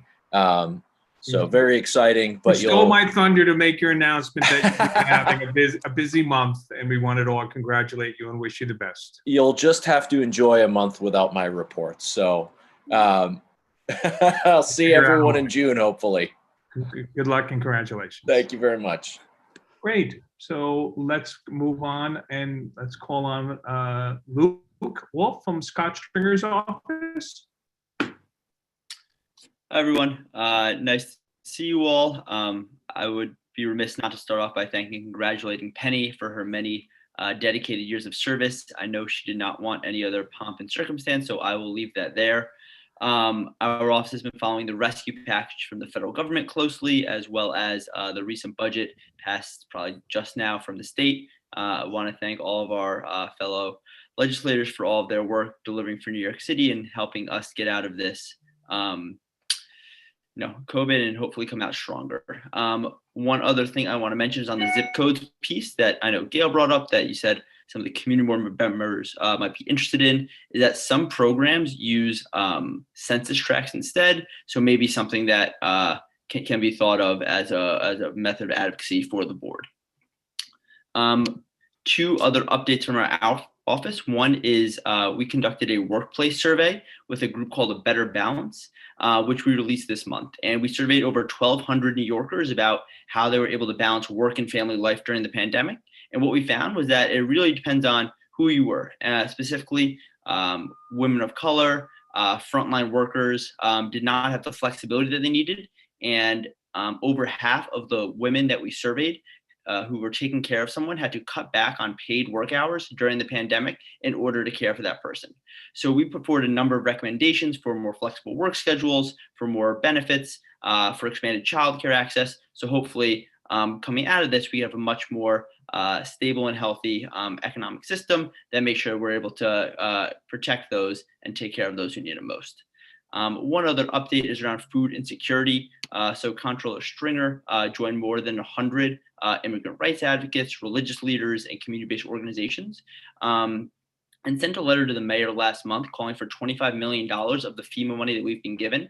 We got another $1 billion of unexpected FEMA funds to go specifically towards funding food insecurity initiatives for those who are left out previously of initiatives at the city, state, and federal level. So there's a number of people who were not able to qualify, yet still needed all that assistance. So we want to make sure there's a dedicated pot of money to helping those as they're able to get back on their feet economically, to make sure that them, their families, their kids can remain fed. So we were appreciative of all the community leaders who were able to join us, and hopefully the mayor takes us up on that recommendation. I will drop a bunch of updates in the chat as well as my contact information, and I hope everyone has a nice night. Thank you. Christian, next community member. Lisa Ormond. Thank you, Lisa. Great. You're up. Can you hear me? We can. Okay, awesome. So I just wanted to make a really quick announcement about a fun community event that we are hosting on April 24th. It's from 12 until about 5 or 6. We are calling it Street Arts, and it is going to be a celebration of Earth Day. We have a bunch of local performers, a very joyful celebration with dance, music, and art. We'll also be doing a land acknowledgement and a lot of other activities. So I hope that all of you CB7 members can come join us. April 24th, it's a Saturday. If it's raining, we hope to be able to do it on Sunday. It is on West 103rd Street on the open street, right at Broadway, but it will go between Broadway and West End Avenue. And if you have any questions or if you want to volunteer, you can reach me at lisa@openplans.org. And thank you very much. Thank you. So let's, I'm just looking at my list here. How about Liam from Assemblyperson O'Donnell's office? Hello. Hi, sorry about that. My internet was just going out for a second. I know people are going to talk a lot about the budget, so I don't want to get too much into that, although I believe we've just want to highlight $80 million in arts funding for NISCA through NISCA, which is truly like totally unprecedented level of funding. I mean, we've been fighting for this stuff like for NISCA, for better arts funding, for millionaires tax, for foundation aid for decades. So or Danny has been, obviously I haven't, but Danny has. And I know everyone, like a lot of people have. So this is really a pretty historic day. Also, just two other things. Columbia is doing some vaccine site at the Forum, that the shiny new Manhattanville building up on 125th Street. They're starting it this weekend, which I believe is sold out, or all the spots are taken, and then they're all doing it the week after. So we've been really trying to push vaccine sites in the district. So that's big. We don't have a sign up link yet, but as soon as we get it, we will try to send that out to people before those spots are taken too.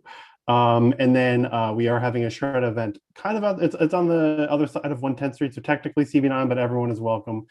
Shredding event on April 24th between 12 and 3. No RSVP is required. To show up with your paper, and we'll get it shredded for you. And that's all I have. Thank you. Christian, do we have another public? The last speaker is Susan Peters. Susan, you're up.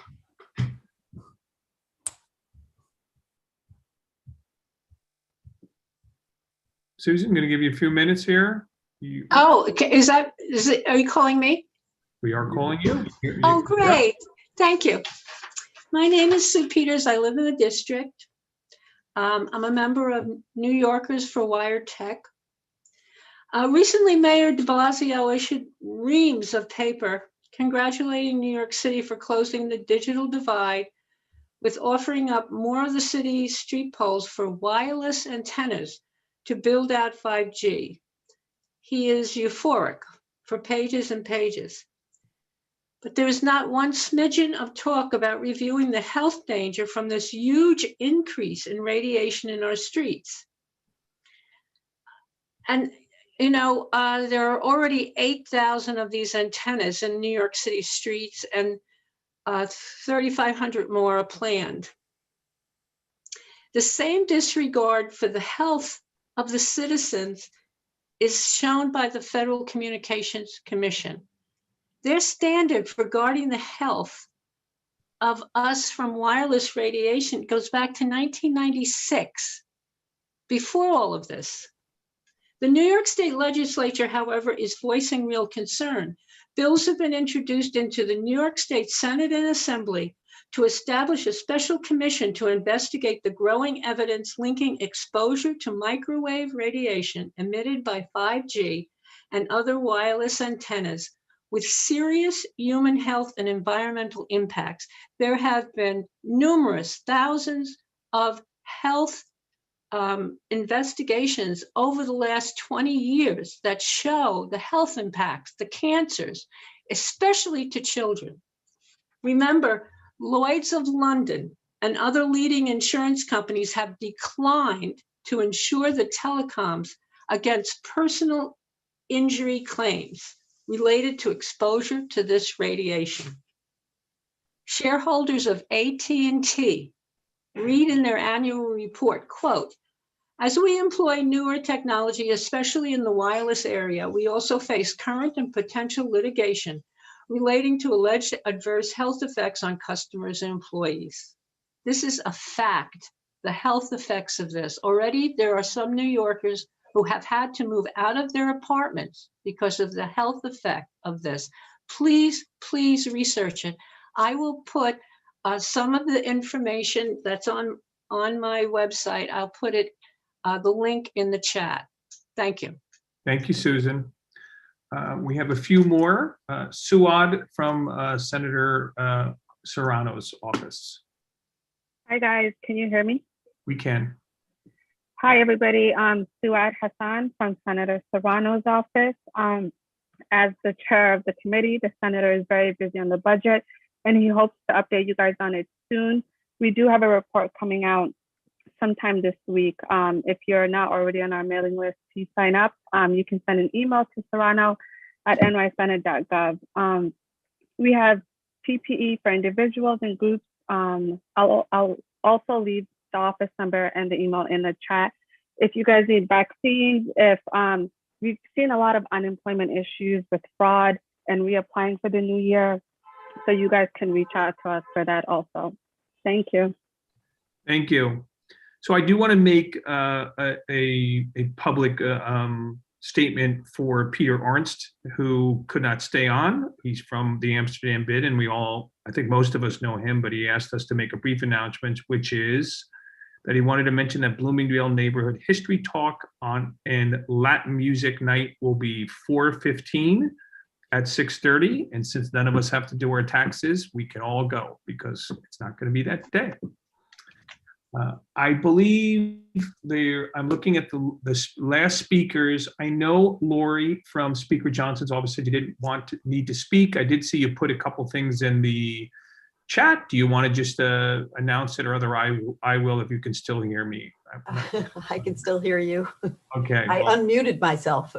I just thank you for staying. Well, I learned, from So yeah, I put in the chat that on Thursday, April 22nd, that we're going to be partnering with CUNY Citizenship Now on an immigration Q&A. It's been pretty terrific. I think this is the third year that we're doing it. And you can make an appointment by calling the numbers that are in the chat. There are going to be attorneys and paralegals there to answer questions about DACA, TPS, and President Biden's new rollout. I also wanted to say very quickly that we are working with Senator Hoylman's office and other electeds on this Empire State project that we also are that we have a lot of questions about, let's say. And we have written a letter to the governor, and we will continue investigating. Thank you. Thank you. So lastly, I think, did I miss any elected officials? I'm going to say that just. Yes. You have Eric Cuello, Bryce Peer. I think some of them left is what I'm saying. So I've been looking, I've been sort of scanning. We have Jacques Brunet for the Manhattan DA office. Oh, Bryce. Okay. Sorry. Thank you. I did see a hand raise. I meant to let them do what Bryce just did, that sort of raise his hand. It's okay. In any case, thank you so much. Thank you to Penny Ryan, who is really an institution on the west side of Manhattan. I first got to work with her in the early 90s when I was a young staffer on Congressman Nadler's staff.